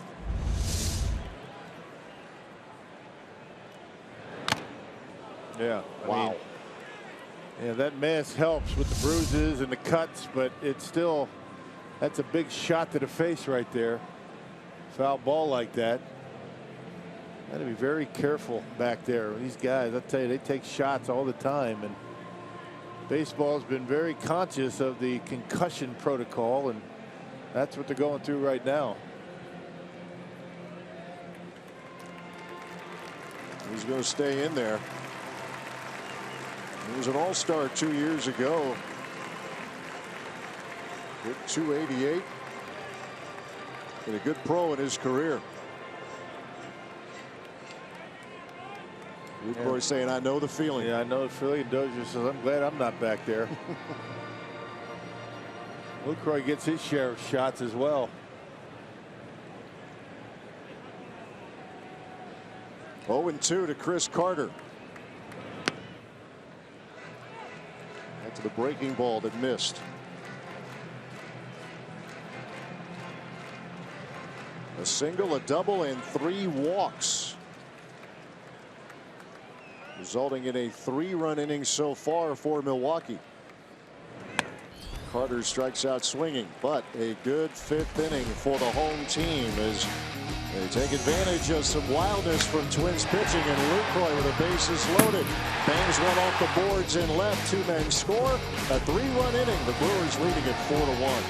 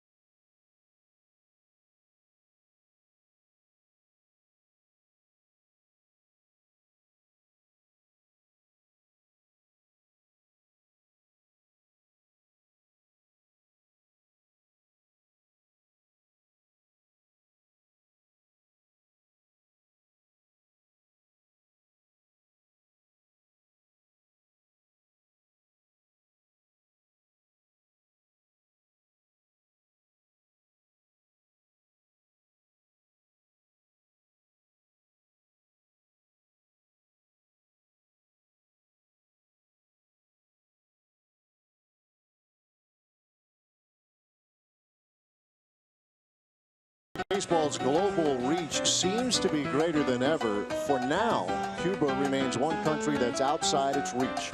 Watch our special documentary, Cuba, Baseball's Final Frontiers, Sunday after Brewers Live postgame, right here on Fox Sports Wisconsin. Forward to watching that this weekend. We were talking about Tony Oliva yesterday. We were. Great Cuban left-handed hitter for the Twins. You're saying one of the great people you have ever met in this game, too. Without a doubt. 4-1 lead here for the Brewers. Twins now in the top half of the 6th. Joe Mauer. That's Jimmy Nelson. Yeah, Tony Oliva has lived in the Twin Cities since his playing days with the Twins. Said he made a trip to Cuba in November. He urged all of us to take a trip there. Says it's nice. Yeah. Yeah, there was the Tampa Bay Rays went down there for exhibition matchup a few weeks ago.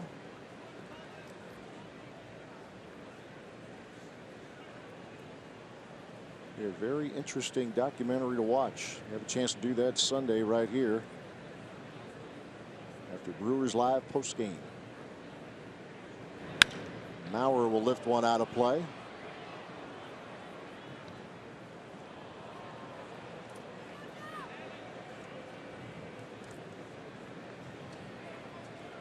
See if Nelson can continue here. He has pitched well. Twins got their lone run so far in the 2nd inning. Nelson's outings, he went 7 1/3 against the Giants, 6 innings each against the Astros and the Pirates. All were quality starts. Here comes the 1-2. That's it in the air to center.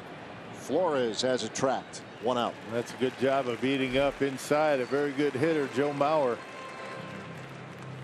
He's got good stuff tonight, as he has in his first 3 starts. There's that two-seam fastball, and Mauer not able to get the bat head out. And a jam shot into center field, an easy out. Another very good start for Jimmy Nelson. And much needed. See if he can continue it here. Miguel Sano. Single to center, a fly ball to right. And this will drop into center, a base hit. Second hit of the night for Miguel Sano. Oh, that guy's strong, isn't he? He is. He just muscles that one into the outfield. And same pitch that he threw to Mauer on the other side of the plate, eats him up, but Sano's strong enough to just fight it off into center field. Hit number 7 for the Twins. Here is Oswaldo Arcia. He's had a lot of trouble with Nelson tonight. Struck out looking and swinging.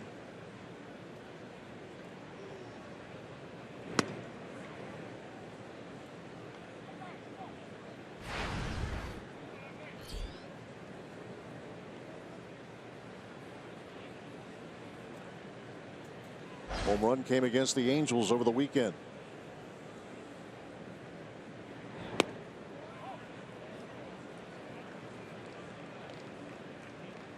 Two balls, no strikes. Yeah, this is where a guy that's been struggling against Jimmy Nelson can really turn things around when he's got the count at 2-0. He can get that bat head started out a little bit sooner than you normally would with a 2-0 count. Guess fastball, and there's a fly ball hit into deep right field, and it is gone. Just like you said. Yeah, I shouldn't have said it, right? I mean, 2-0 count, you can, what hitters call cheat, you can get that bat started a little bit sooner, and you guess fastball. He got fastball and hit a moonshot out of here down the line in right. Launched it. And the Twins are back within 1. Missed his spot, and Jimmy knew it right away. That was about as far as you're going to hit a ball. I think that was in the 3rd deck. Or did it hit the foul pole? Not sure. Let's see. Yeah, off the facing. That was hit. Wow. So a 1-run game in the 6th. Here's Eduardo Escobar. Yep, 2-0. Sit fastball, get fastball, and there it goes.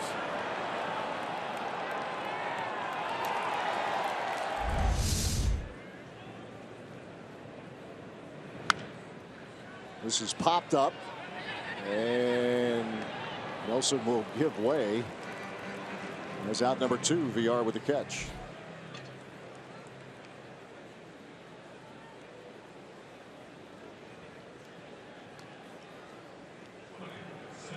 And Twins have some guys who can hit it a long way. We saw a couple of big flies from Byung-ho Park, who is not in the lineup, but certainly available for Molitor. And Oswaldo Arcia is smoking one and getting Minnesota to within 1 run. Here's Eddie Rosario.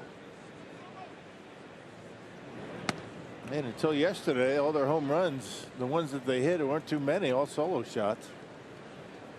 And the last 2 home runs have been multi-run homers, 2-run shots. And that was Rosario with the 2-run homer yesterday. And that's it in the air into left center field. Braun going back, and this game is tied. My goodness, how it's turned around. Eddie Rosario, his 2nd homer in as many games. Man, got a fastball out over the plate and tied it up just like that. A couple of home runs, and we are right back to even. Getting good extension, taking it to the opposite field and into that Brewers bullpen.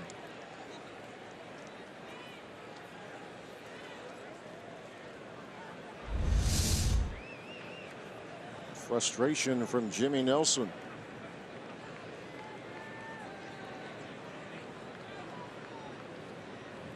And now Kurt Suzuki.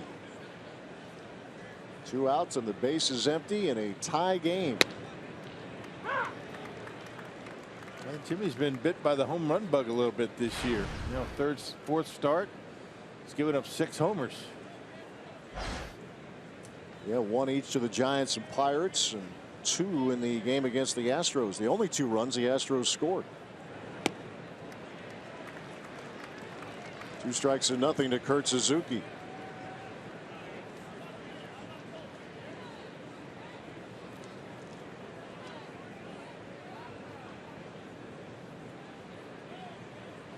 Pirates got back in the game. Long ball power. 3-run homer from Matt Joyce in a game the Brewers went on to win 8-4. Yeah, 6 home runs already issued by Jimmy in 4 starts. He only allowed 18 all of last year. Not too bad, especially pitching, you know, half the time in this ballpark.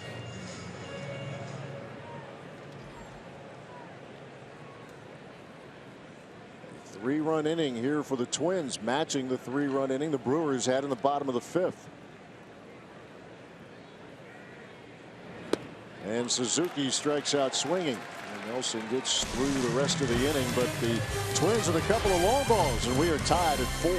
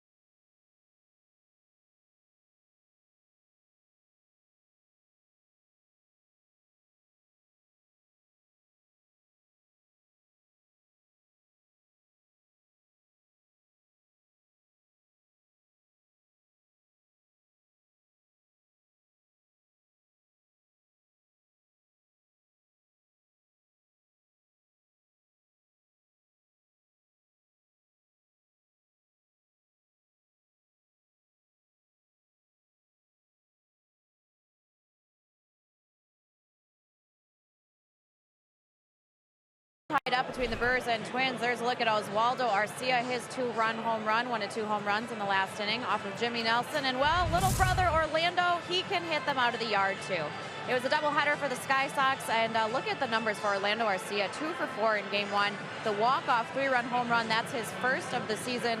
He did go 0 for 3 in game 2. They lost that one 8-1, but Orlando Arcia on the board in the home run count now, and one of the top prospects, the best for the Brewers, and one of the best in all of baseball. And Oswaldo is a very proud older brother. I had a chance to catch up with him earlier today just about Orlando. He said growing up 4 or 5 years old, even then you knew that he had it. He did it against kids as old as 6, 7, 8 years old. Even then his talent was very evident, and he was very proud. He came up to me, showed me the photo of this Sky Sox celebrating that walk-off home run. He said, see, he can do it. Just can't wait for him to get it up here and do it in the big leagues. That's great stuff. Thanks, Sophia. It's a great story and a great day for the family, obviously. Good news, bad news for Brewer fans in that regard today, but fun to watch. Aaron Hill leading off here in the bottom half of the 6th, and now Ryan Presley is on for the Twins. Yeah, Presley, a power fastball curve changeup. 8th appearance, has not allowed a run this year. You can see 6 strikeouts, 3 walks, and 8 2/3. and an opponent batting average of 188. Yeah, good stuff from Presley. So here's Hill with a drive deep to left field, and the Brewers take the lead. Aaron Hill gets into one. 5-4 Milwaukee.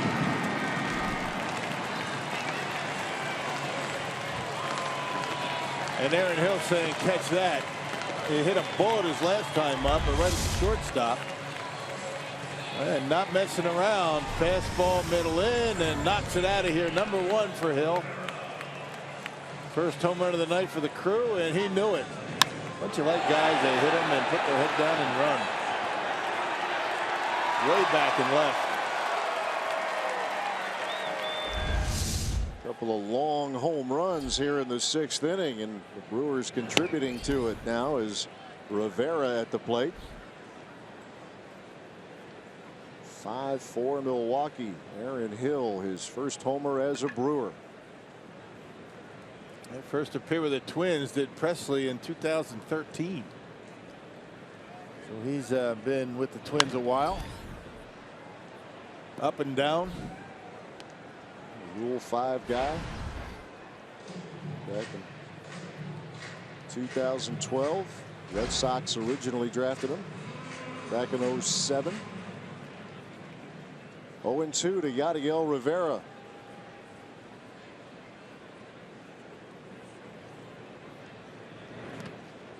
And he waves at it, and he's out on strikes.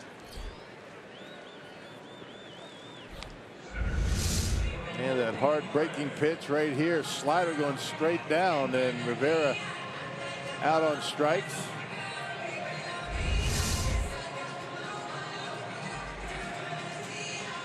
Presley 6'3", 205 pounds.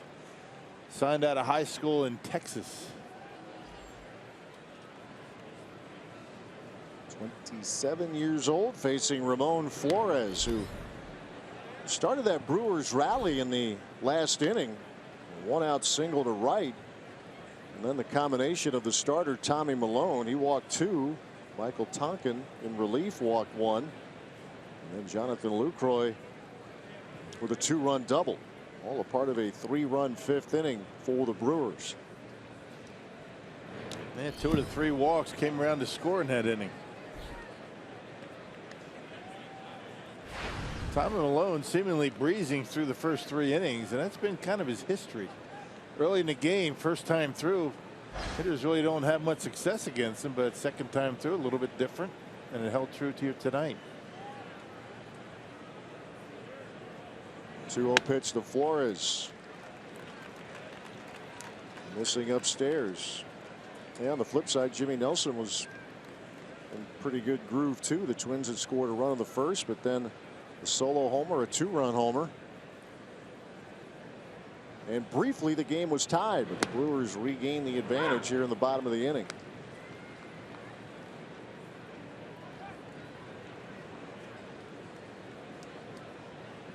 Nelson bat in hand on deck. Brewers bullpen quiet.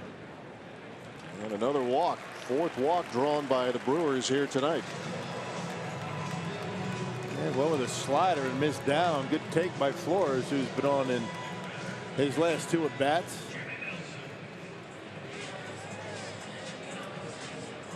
Jimmy probably going to go up there and try to bunt again.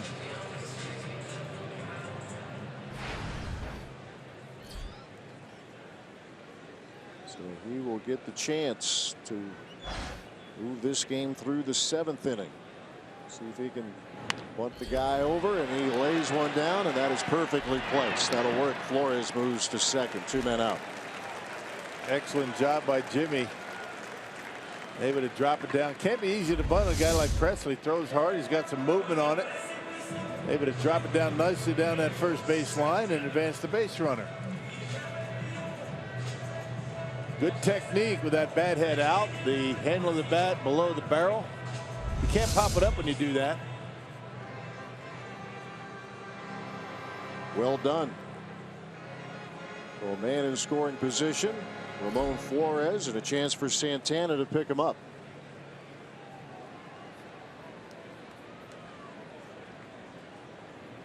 Santana 1 for 2 with a walk. 5 for 11 with runners in scoring position.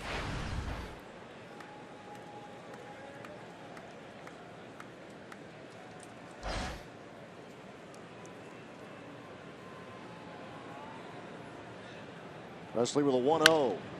A bouncing ball to short. Skipping rope there is Flores. The play at first, and that'll do it for the Brewers in the 6th. But the Brewers regain the lead courtesy of Aaron Hill, who plants one into the seats and left. 5-4 Brewers as we move on to the 7th.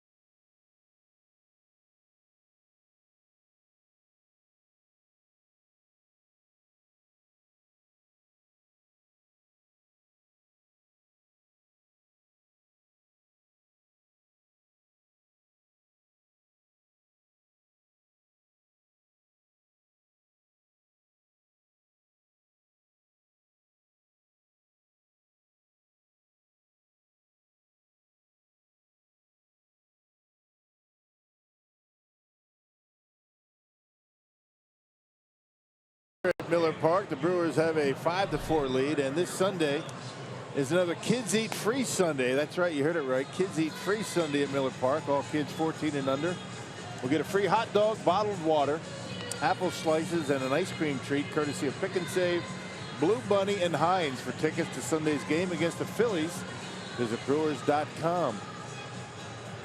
A young man's telling Mom, bring me back Sunday. Eat free. And you can have the apple slices. I'll take the ice cream.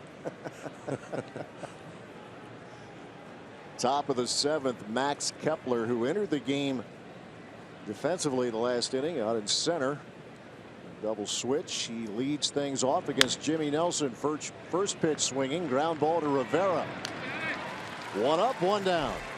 It'd be nice for Jimmy to be able to get through this 7th inning. Remember the bullpen, at least the 3 guys that Craig Counsell likes to use in the wins. You know, all 3 worked, and 2 of them worked a lot on multiple innings. Get through 7. Jimmy's been very good at eating up innings so far this year. Coming in 3 starts, 19 in the 3rd.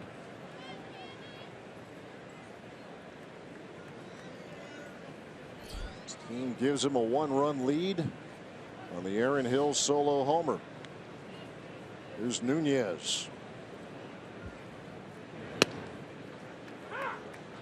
Brewers trying to cool off this guy, and they have to some extent. He's 1 for 3 tonight. You see the average just a little under 500. Smacks that foul out of play. Well, you know you're going good when you have 1 for 3 and your average goes down. Such is the case for Eduardo Nunez. All evens out. It all evens out this game. He's always been a decent hitter. Not quite, you know, at the 500 range, but off to a good start. Wilson missing on a fastball. Another good one, Brewers and Twins. It's the case last night, or yesterday afternoon, I should say, and it's unfolding again tonight.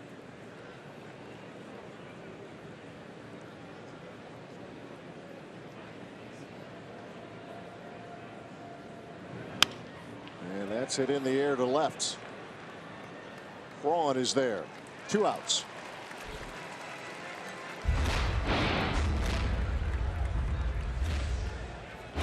By the way, he looks just fine. We're kind of wondering briefly there, Braun, when he scored earlier in the ball game. I think it was just it was a uniform adjustment. Yep. I think that's basically what that was. So at least you hope that's all it is. Need that guy in the lineup. Makes everybody a better hitter. Brian Dozier. He's hitless in 3 trips. Get into a inning-ending double play in the 5th. 6-4-3.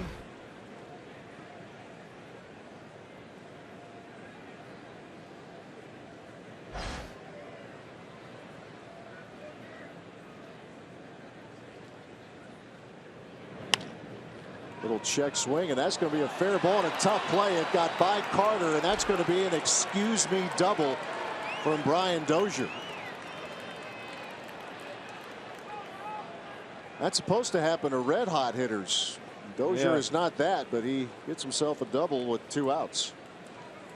Well, they had Carter way off the line. You can see where he is, and Dozier, that's kind of the way he's going. I mean, he swings the bat, hits it hard, and ends up being an out. You know, Chris Carter not able to get there. It's going to be a double, and that's trouble because that brings up Joe Mauer with the tying run at second base. Excuse me, swing. And Craig Counsell's going to go to his bullpen. 6 2/3 innings of work from Jimmy Nelson. He leaves with a 1-run lead. 5-4 Brewers as we continue for Miller Park.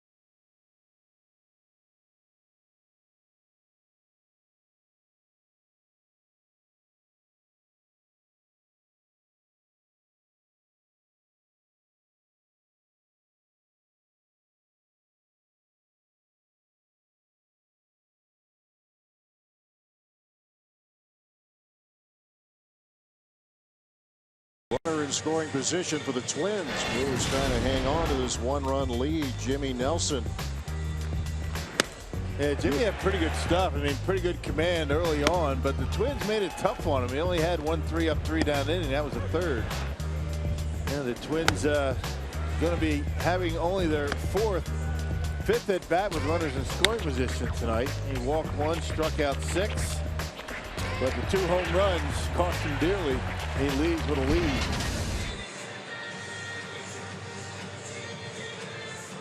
Dozier with that check swing double. That's Jimmy's responsibility as Craig Counsell turns to his bullpen. And Carlos Torres will have the assignment of getting Joe Mauer out. Yeah, Torres pitched on Sunday against the Pirates, an inning and 2/3, gave up a couple of runs. Allowed a 2-run home run in that outing. Brewers picked him up right before the beginning of the season.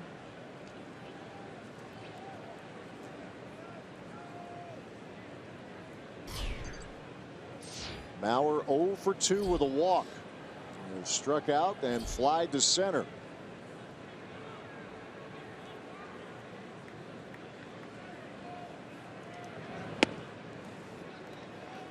Torres has only faced Mauer 1 time.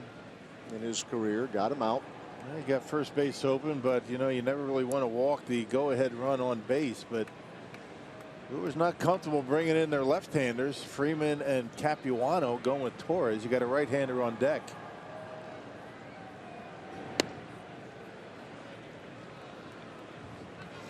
Two and 0 now to Joe Mauer.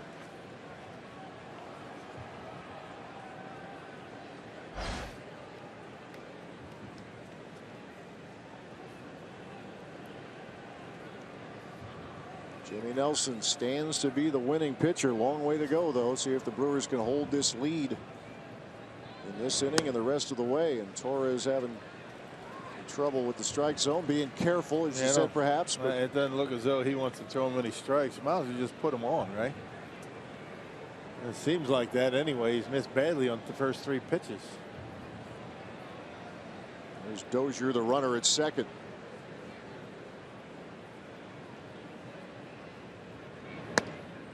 Yep, just didn't mess with him. 4-pitch walk. So the go-ahead run is on.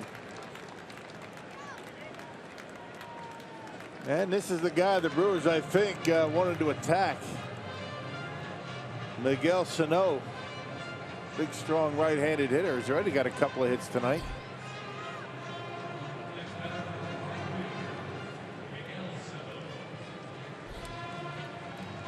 This will be the first time these two have squared off. Sano versus Torres.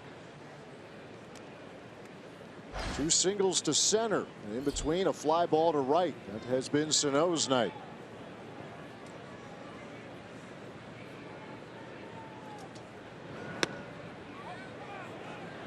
It's 5 straight now that Torres has missed.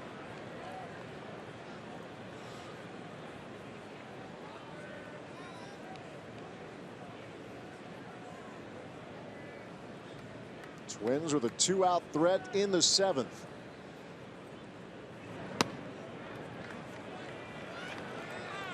And still unable to locate the strike zone. Or did he? Yeah. Called a ball.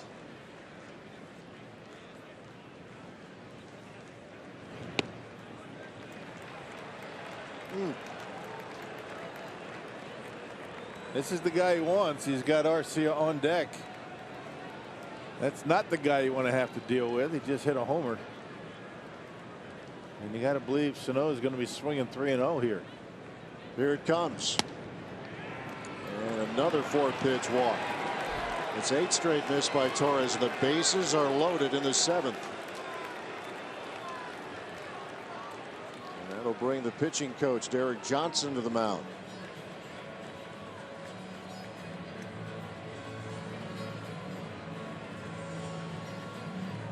Pitch number 4. Yeah. Well, it looked like 2 of those pitches were in the strike zone. I'm not sure what Sean Barber's looking at. I mean, that was clearly a strike.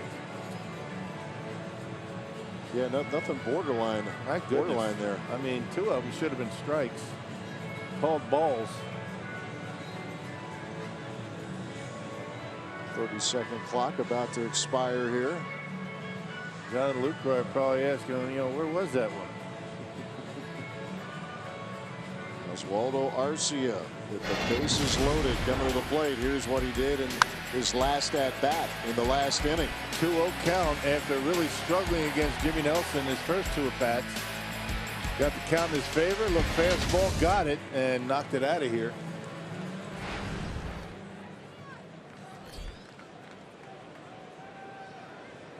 So a huge chance now for the Twins.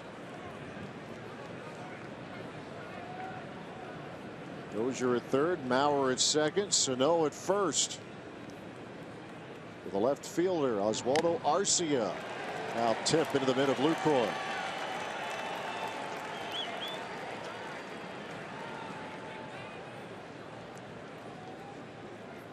Nothing easy theme continuing here for the Brewers tonight. And the wins, I mean, they're always tightly contested.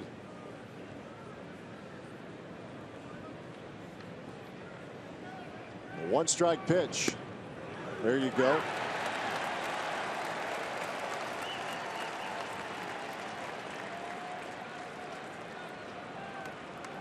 0-2 the count.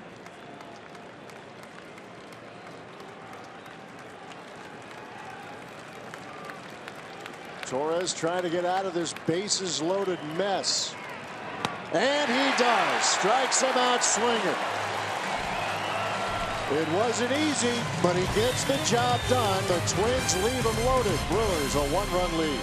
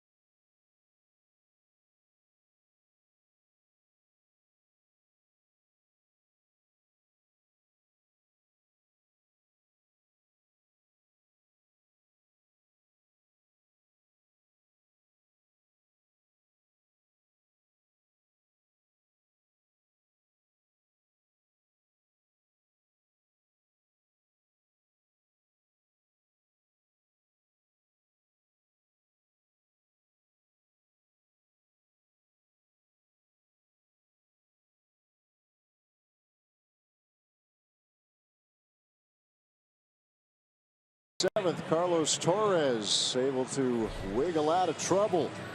Left him loaded, and he left him loaded this way, facing Oswaldo Arcia. Yeah, challenging with fastballs and got it by him up. So look at Lucroy, he's pumped up. Four-seam fastball up, and Arcia swings right through it. There's Jimmy Nelson. Yep, preserves the lead. Big time work after Torres was having a world of trouble getting a called strike. I was going to say locating the strike zone, but actually Fox Track showed that he did on a couple of occasions. But nonetheless, he gets out of it. Now Jonathan Villar leading off here in the bottom of the seventh. Ryan Presley still in there for the Twins.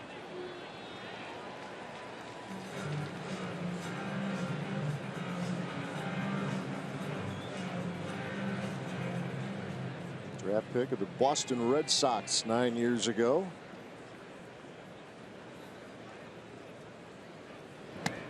And Villar is swinging a miss. There's out number one. Hey, Matty, that brings us to tonight's time of the game winner. B&D's Village Inn in New Munster, Wisconsin. You know where that is. That's in Kenosha County. I knew you knew it. I was just going to say it. Yeah, I knew that. If they call the Brewers by 8 o'clock tomorrow morning, they get 40 tickets to a Friday night game in the Miller Lite Beer Pen. It's offered courtesy of the Tavern League of Wisconsin and Miller Lite.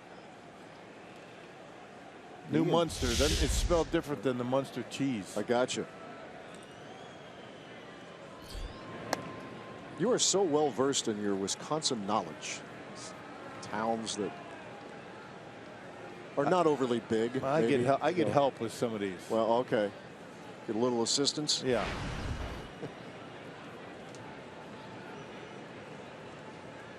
Ryan Braun. It's okay though. You know when to ask for help. It's okay not to know everything, just so you find out where to go to get your answer. There's nothing wrong with saying I don't know. Exactly.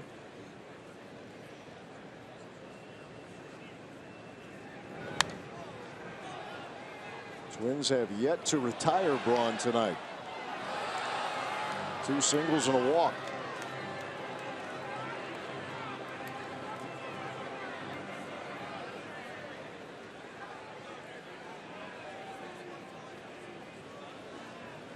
Another one-run game here between the Brewers and the Twins.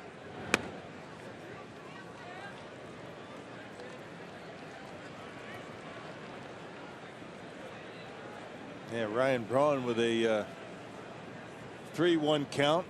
This is where Ryan Braun, looks for something out over the plate, not looking to pull it. And they're pitching him away. Good slider. That's a 90-mile-an-hour slider from Ryan Presley. That's pretty good. And a full count to Braun.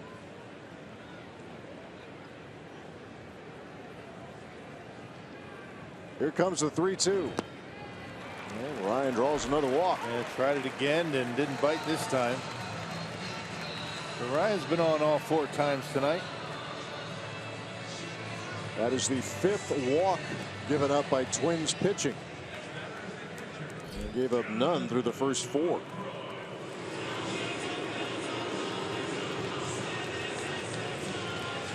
Here's Jonathan Lucroy. His last at bat was a productive one. 2-run double off the wall and left. Part of that 3-run 5th inning. Brewers have scored in each of the last 3 innings now. A run in the 4th, 3 in the 5th, and 1 more in the 6th.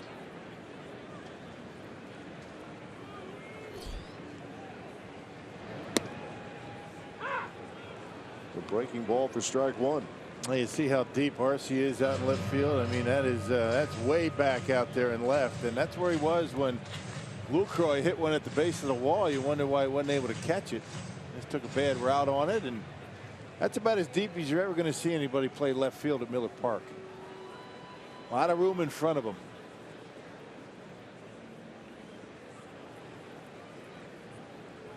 Presley with the 0-1.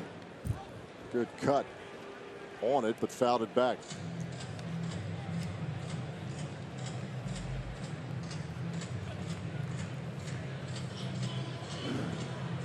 If you're a Brewers fan, you just settle in. The wins are all going to be nail tight biters. Ball games. Yeah, just the way it's been. And if you're going to assume anything, I think you just kind of go that route.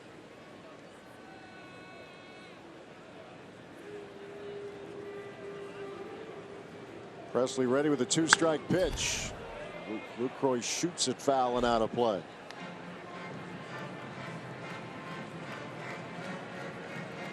And one thing about playing deep in the outfield, if Lucroy is able to find a gap, it's going to be very difficult for Braun to score. Maybe that's the thinking, but Arce has been out there that deep the whole game, not just in this situation where an extra base hit will score another run.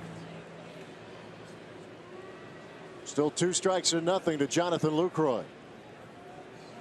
With Braun on the move, Lucroy a base hit to left. Braun turns second. Runners at the corners as it gets by Arcia. And Braun will score. Lucroy stops at second. And another gift right there. Minnesota was leaky defensively yesterday. And an error results in a run here tonight. Just some shoddy defense in the outfield by the Minnesota Twins in the last couple of days. Arce with his second misplay out there. This time it's going to be an error. And Ryan Braun, he was going to stop at third. Our Badger Mutual Insurance run of the game gives the Brewers a 2-run lead on an Oswaldo Arcia error out in left field. Boy, oh boy. There's a gift. Well, it's a single. Error on the left fielder. No RBI.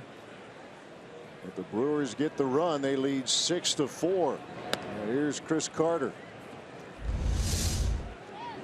Well, just picking his head up, thinking about making a throw to third base, and he just whips it all the way to the wall. Kepler had to pick it up and throw it in.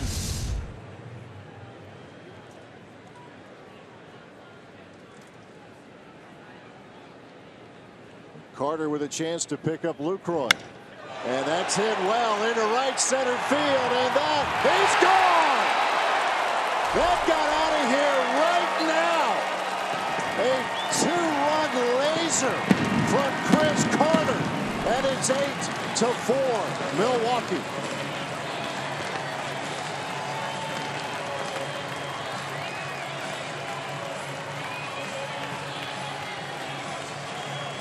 You ever hang time on that one, Matty?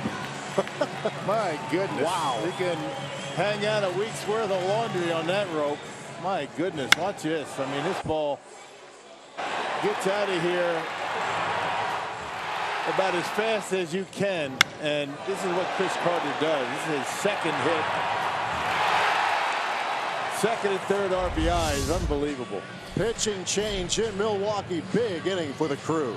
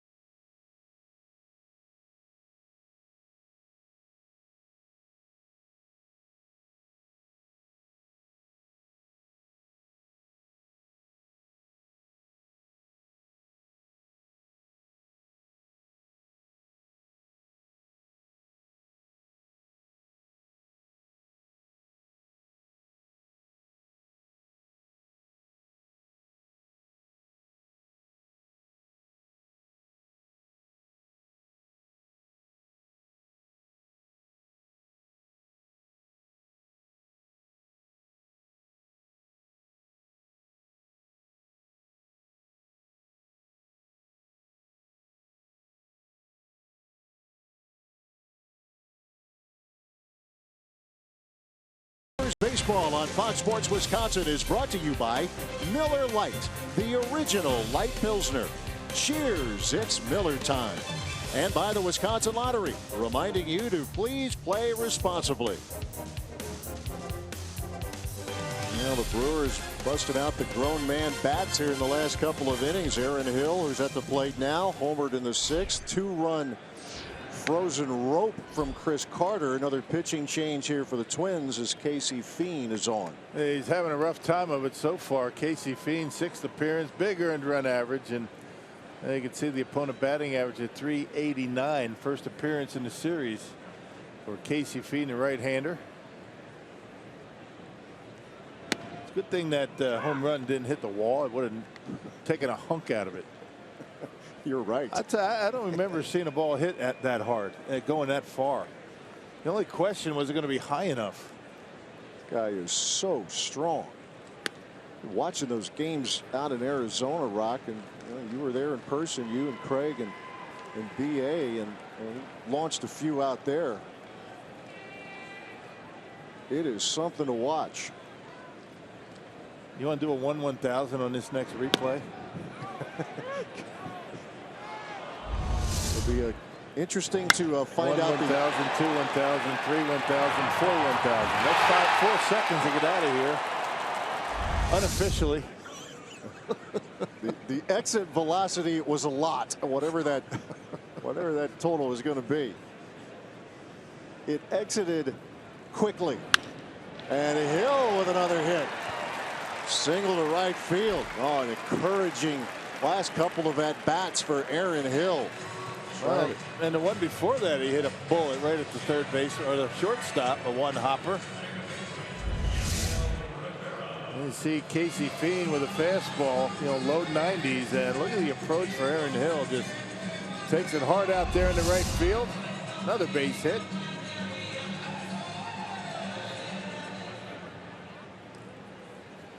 Good to see him get things going in the right direction. And now Yadiel Rivera.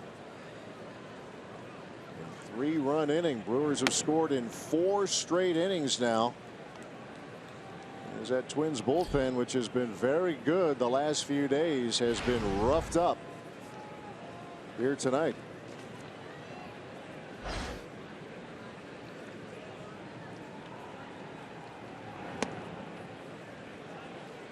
Two balls, no strikes. Yeah, Brewers just tied their highest run output for the season, 8. Did it against the Pirates. in an 8-4 win against Pittsburgh. Still work to be done here tonight. 8-4 game right now.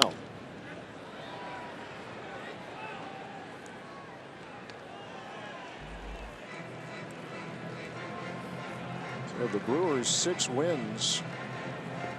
Jeremy Jeffress has saves in 5 of them, and in that other win he didn't get the save. It was a non-save situation, but he pitched the 9th in that 4-run win against the Pirates.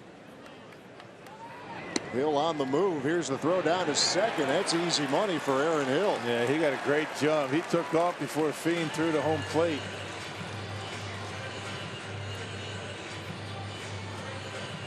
Big difference with Tommy Malone out of the ball game. The Brewers can run a little bit. Watch when he takes off right here. That's a good jump. And his second stolen base of the season. So again, a runner in scoring position. 2-2 to Yadiel Rivera. Here's the pitch. Up the middle. Tough play, Dozier. And he makes the play at first. Inning over. With another, or excuse me, I'm sorry, 2 outs. Just don't rush it. 2 men out.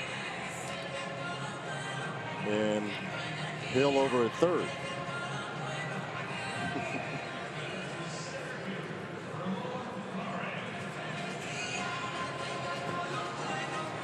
Two outs. Hill at third for Ramon Flores.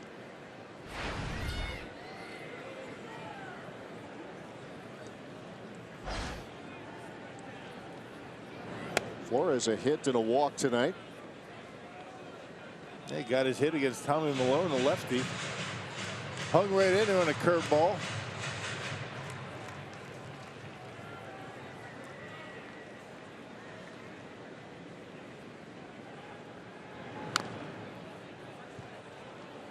Encouraging night tonight as Flores had been scuffling, but a hit and a walk and 3 plate appearances. Aaron Hill with a couple of base hits, hitting a home run.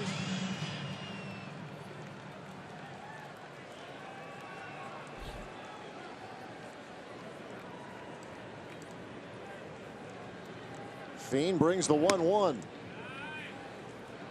Fastball misses. Originally drafted by the Tigers 10 years ago. Signed as a free agent with the Twins in 2012. That's sharply hit and past Dozier, a base hit. Hill will score. RBI single for Flores. Make it 9-4 Milwaukee. They like to see this kid in the lineup. He's got a nice swing, really nice even swing, and keeps the bat in the hitting zone a long time. They tried to throw a slider that really didn't do anything, just spun up there, and Flores got a base hit just out of the reach of Dozier and into right field to drive in another run. 9-4 Brewers.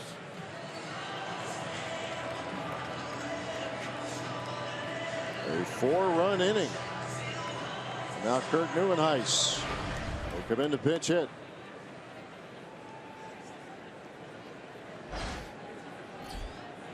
A 5-run lead now for Milwaukee.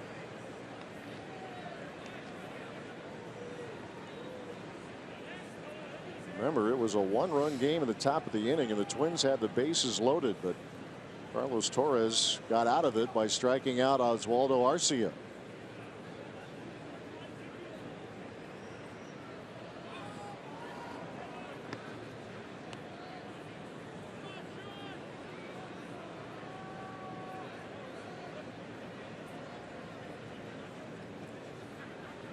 Brewers bringing the bats to Miller Park in his first game of a 5-game homestand. Nice behind that fastball and down 0-2.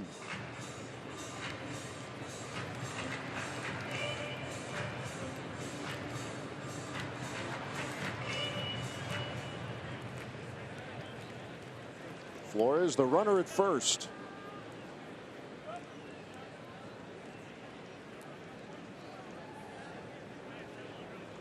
Here comes a 2-strike pitch. That's strike 3 called.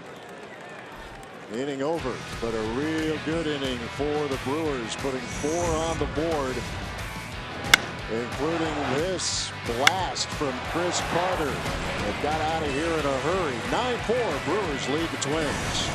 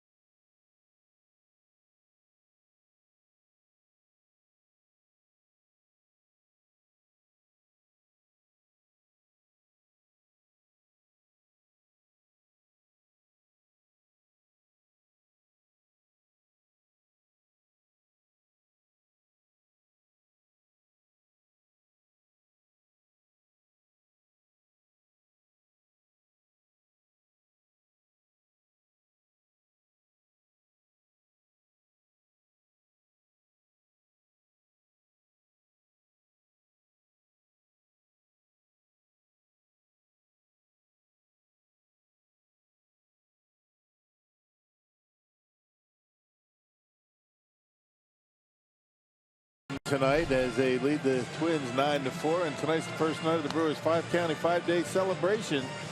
So if you weren't able to make it to tonight's game, you still have 4 more chances to save 50% on tickets this homestand. To get your half-price tickets for the Cruise matchups against the Twins and the Phillies, go to Brewers.com. I want to get over here. This team playing some exciting baseball right now. Explosive inning in the 7th, and now Blaine Boyer coming on for the Brewers in the 8th. Well, Boyer with a .338 earned run average in his 6th game here tonight. Oh, you'd love to see Blaine Boyer or somebody else finish this game without having to use Jeremy Jeffress. That would be a big shot in the arm to that bullpen. It really would be great to not to have to use Blazek, Thornburg, or Jeffress for that matter. We saw all 3 of those relievers yesterday. The Brewers, on the strength of a 4-run 7th, now take what was a 1-run lead and get it to 5. Escobar leading off. Yeah, that was a season high 4-run inning for the Brewers.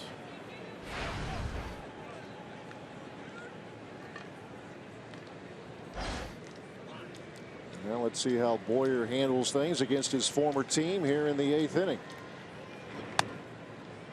Missing with a 2-strike pitch. Fastball upstairs. A run in the 4th, 3 in the 5th, 1 in the 6th, and 4 in the 7th for Milwaukee.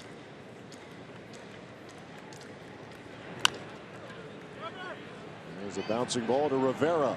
1 out.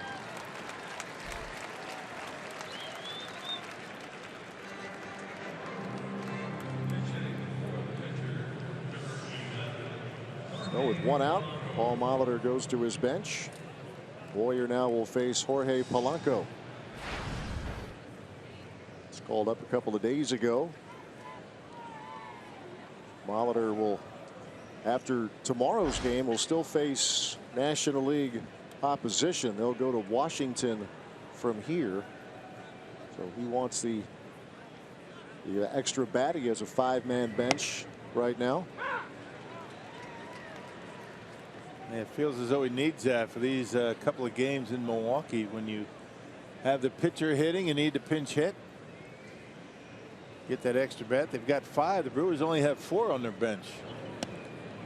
Craig Counsell asked about that before the game, telling reporters he just, right now he kind of leans toward having the pitching, having a little more pitching at his disposal. Well, you're going to have to until the starters start eating up more innings. Get into the 6th inning, maybe finish 6. That's been a challenge for the starting rotation for everybody except for Jimmy Nelson. It was unheard of not that long ago to have 8 relievers in your bullpen. Yeah. That's pretty standard. A lot of teams do it. Another area where this game has changed. We talked a lot about shifting and now the bullpen usage. And when it starts getting used, that's the big difference now. Yep.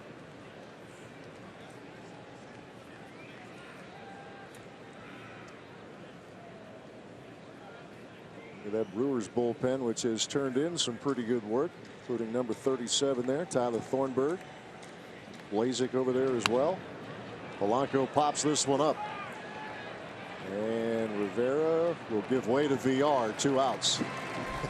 My side of the bag, he said. They're fighting for it. Get out of my way.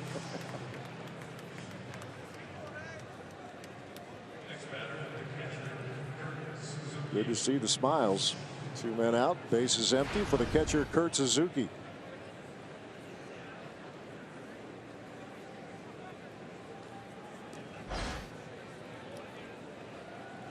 He's taken a couple of nasty foul tips in this game. But doing what catchers do, just keep plugging, keep playing away. After the first pitch, a little blue. Carter got it. 1-2-3 inning for Blaine Boyer. And we move to the bottom of the 8th at Miller Park with the Brewers leading the Twins 9-4.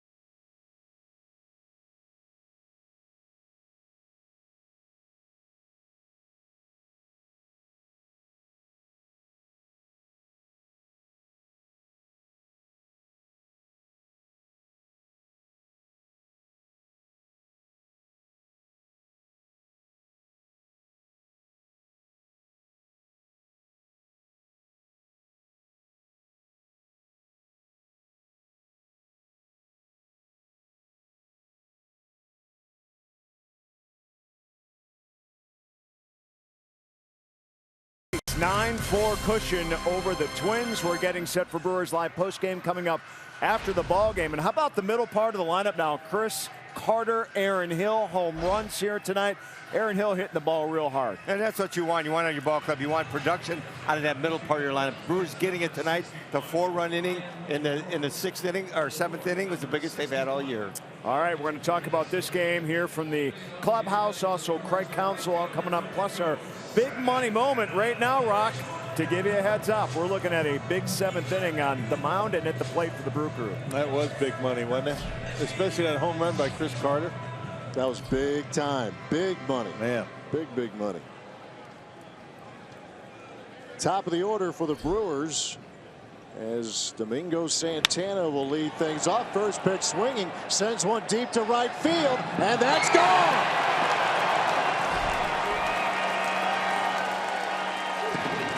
Domingo Santana with a rude greeting for Ryan O'Rourke.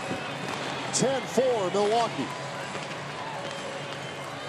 Yep, first pitch right on the outside corner upstairs, and Santana able to take that one to the opposite field. I mean, that was a borderline strike. That's how strong he is. So, you know, we talk about Chris Carter, how hard he hits him, but Domingo Santana take a back seat to nobody. Taking that one into right field. And now the Brewers with a 6-run lead. We didn't even get a chance to introduce O'Rourke. Well, Santana introduced himself to O'Rourke. Yes, hello, I'm Domingo Santana. I'm going to hit this out. There's Jonathan Villar.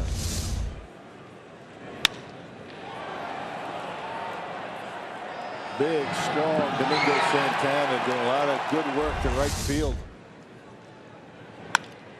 Back up the middle. O'Rourke trying to kick save, doesn't get it. It's a base hit for Villar.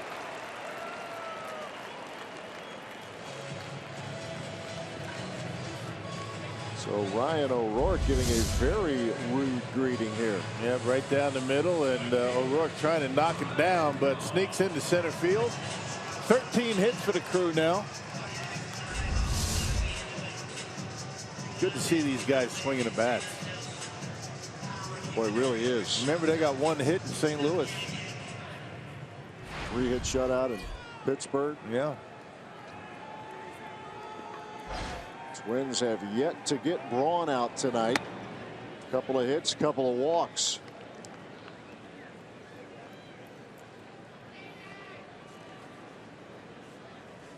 The second 3-homer game of the year for the Brewers. Carter, Hill, and Santana. They did it against Houston as well on the 8th of April. That was Carter, Braun, and Scooter Gennett.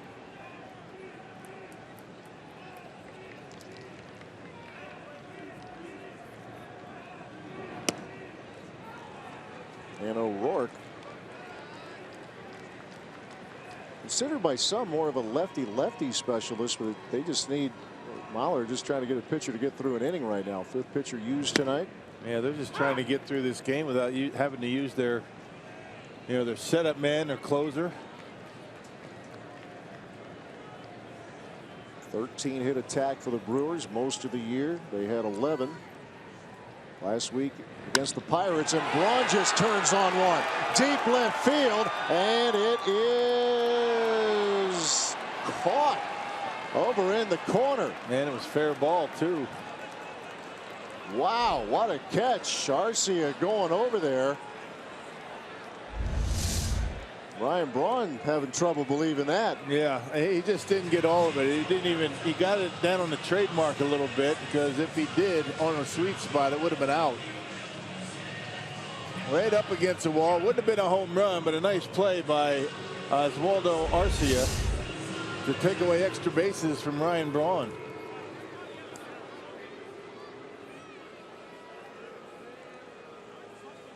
Ron was looking in that direction saying, you really caught that? But he did. Yeah.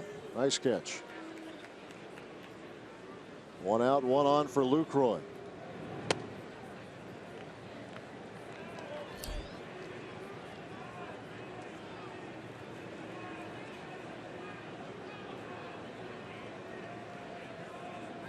Villar the runner at first. The Twins have burned through a lot of pitching tonight. 4 relievers. The only guys they haven't used is Abad, Jepson, and May. Jepson, their closer.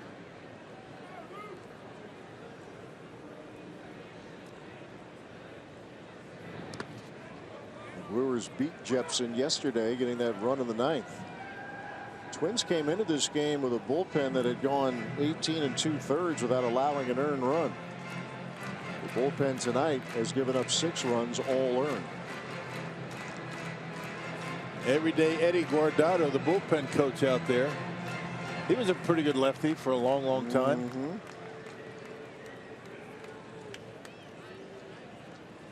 2-1 pitch.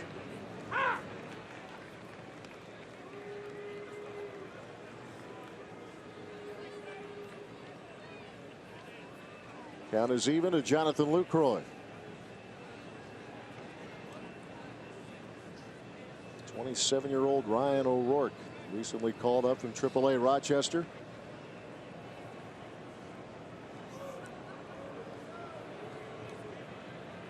Brings the 2-2. This is popped up, and it will carry out of play.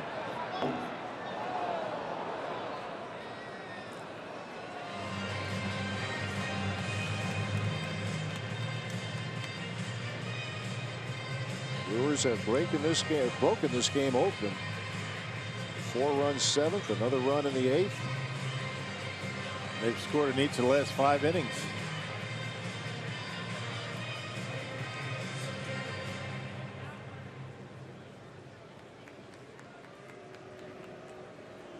Fifth pitcher of the night for the Twins. Again, the 2-2. Full count.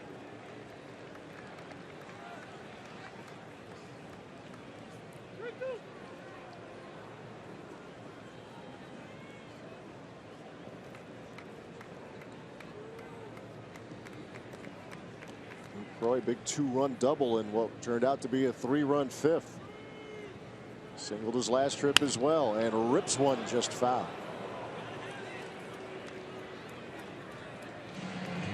Ten runs, 13 hits, no errors for the Brewers. They've left 6. 4-10-1 for the Twins. They have stranded 7.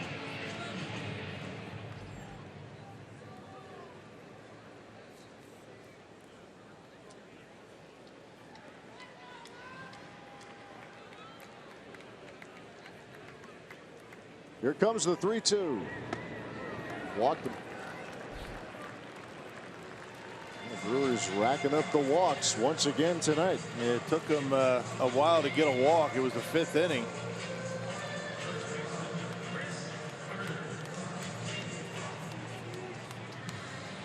And here is Chris Carter. And now 6 walks issued by Minnesota pitching.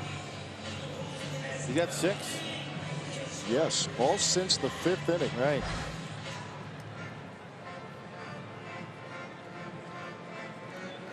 And Malone walked 2. Presley a couple. Michael Tonkin 1. And now O'Rourke with a walk.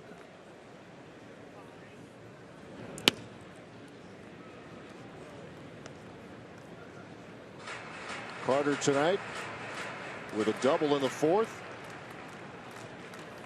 And a screamer over the wall his last trip.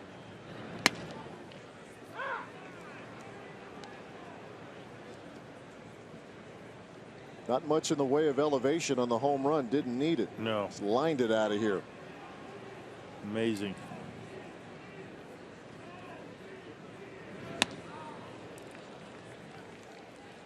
And it's such an easy swing too that he puts on the baseball. I mean, doesn't overswing, and you know, as tall as he is, as strong as he is, doesn't need to. Just point of contact and they bowl it out of here. Watch how easy he swings at this baseball right here. I mean, that's just a nice, quick, easy swing. Good balance, and see you later. That was for Mississippi out of here. There's a ground ball to short. Escobar, there's 1, and there's 2. That's a double play. Brewers score again, though. We go to the 9th. 10-4, Milwaukee.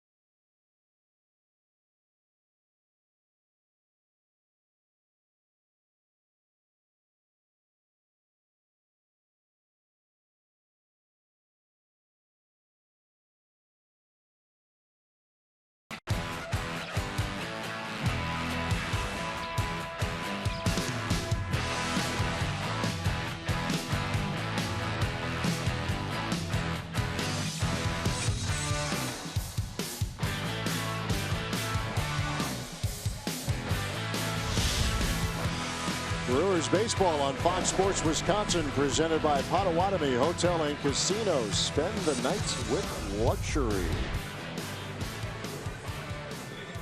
Good night so far for the Brewers, and looking to finish things off is Tyler Cravey. Well, Tyler off to a pretty good start out of the bullpen. Fifth appearance, a 193 earned run average. And Cravey got added to the roster when Matt Garza went on the disabled list. And right as the season started, when Garza was supposed to make his first start, he was added to the roster and has fared pretty well out of that bullpen. Cravey last pitched on Monday against the Twins. Yeah, he got what turned out to be the final out of the game when he struck out Oswaldo Arcia in the bottom of the 6th, and that's when the rain really started to come down, and he waited it out for 2 hours 6 minutes and called it off, and the Twins had the rain shortened win. Here's Max Kepler getting his second at bat tonight, grounded to second in the 7th. Born in Berlin, Germany, and moved to the States, went to high school in Fort Myers, Florida by the time he was a junior. Signed as an amateur free agent with the Twins back in 2009. 2 balls, 1 strike. And that is a rope past Carter, a base hit. That's going to go to the corner. And Kepler on his way to second. Stand-up double to start the ninth. Man, that ball was hit hard. I mean, not too far out of the reach of Carter. Just didn't have time to get the glove down. So a good start to the ninth for the Twins. Brewers up by 6. 2-1 pitch down and in. That's where lefties normally like it, and he hits a bullet right by Chris Carter. The objective here is for Cravey to be able to finish this one without having to use another reliever. Mandatory for Cravey to be able to accomplish that. Jimmy Nelson started, went 6 2/3. Carlos Torres and Blaine Boyer followed up. Here's Nunez.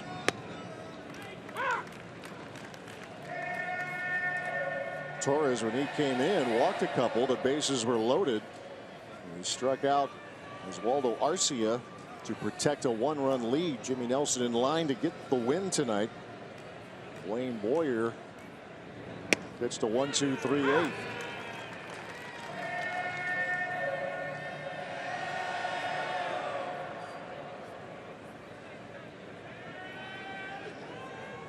Nunez 1 for 4. Run scoring single in the 2nd inning. First run of the night for the Twins.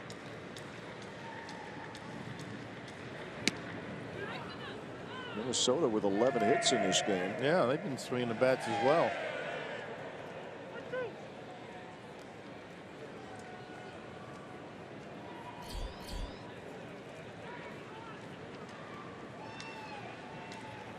A ball, 2 strikes to Eduardo Nunez.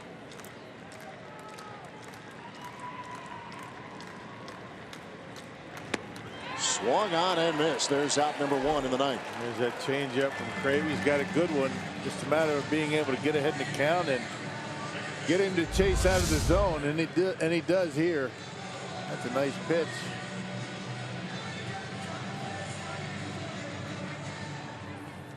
Takes a little off, gets some break to it, and got the swing and a miss. 1 out with Max Kepler, the runner, at second. Brian Dozier, his last trip, a check swing single down the line and right.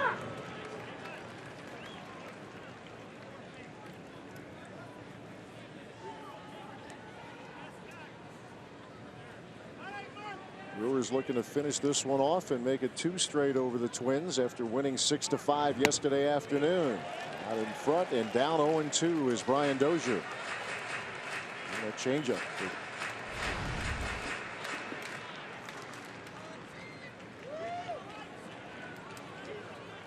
No balls, 2 strikes.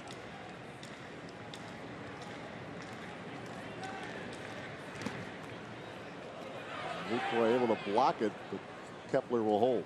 A little backhand job, and I don't think the Twins are interested in trying to take any chances on the bases.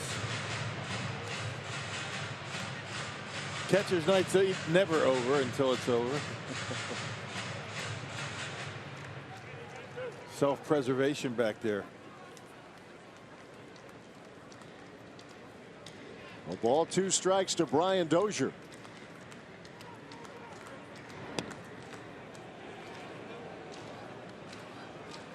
Brady missing with a fastball. Series wrap up tomorrow. Our coverage will start at noon here on Fox Sports Wisconsin.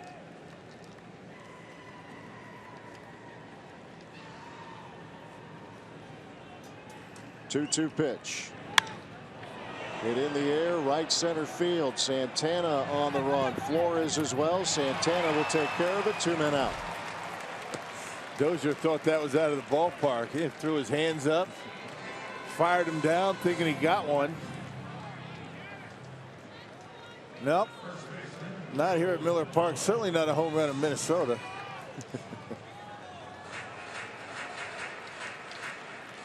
Kepler over to third. And the Twins down to their final out.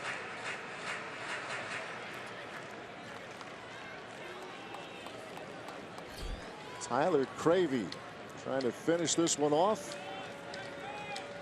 and give the Brewers wins on consecutive days. Joe Mauer 0 for 2. He's walked twice. Well, you went into yesterday's game with a 9-game hitting streak. Went 0 for 3 yesterday and 0 for 2 so far tonight. And a couple of walks. The Brewers pitched around him one time late in the game.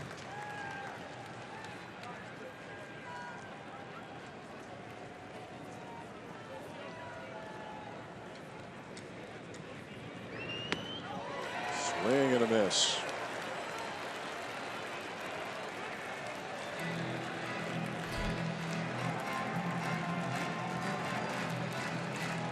Brewers on the brink of win number 7. This the 15th game of the year.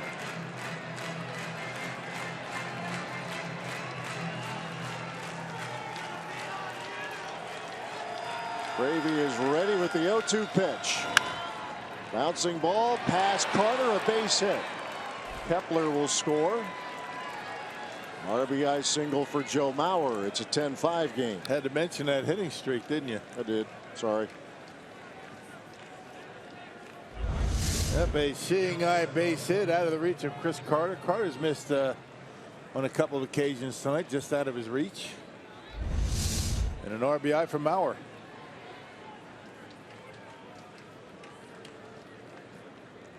So the game continues for Miguel Sano. Brewers have had a tough time getting him out. Sano with a couple of singles, a walk, also fly to right. It's in there, a strike.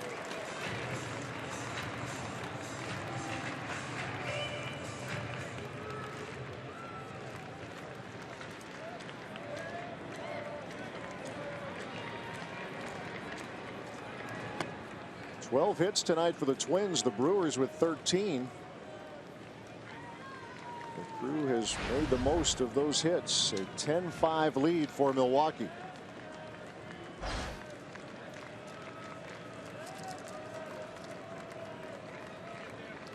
Here's the 1-1. And the Twins down to their final strike.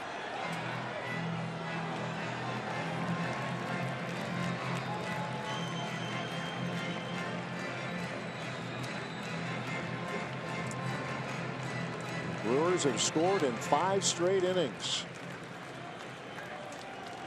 Looking to close out what is a 5-run lead now. Gravy brings the 1-2. And that is strike 3. Game over. Good night for the crew. They bring out the big bats. Jimmy Nelson gets his 3rd win as the Brewers beat the Twins. Yeah, good night all the way around. I mean, good defense. You see Chris Carter doing what he does, and good to see Aaron Hill starting to swing the bat, hit the ball hard, and get some hits. So a pretty clean game here for the crew. They needed it, and they were able to rest some of their guys in the bullpen. Good night for Craig Counsell and the crew. as the Brewers beat the Twins for the second straight game. They'll wrap up this series tomorrow afternoon at Miller Park. 10-5 Brewers over the Twins here this evening. Let's send it down. As standing by is Craig Deshawn for Brewers Live. All right, guys, thanks very much. Nice win for Milwaukee. Got a little mini winning streak going. Try to sweep the series tomorrow. We'll cover it all. Plus hear from Craig Counsell and get reaction from the winning dugout as well. Brewers winning here tonight. A lot of offense. We'll talk about it all next on Brewers Live, our post-game report.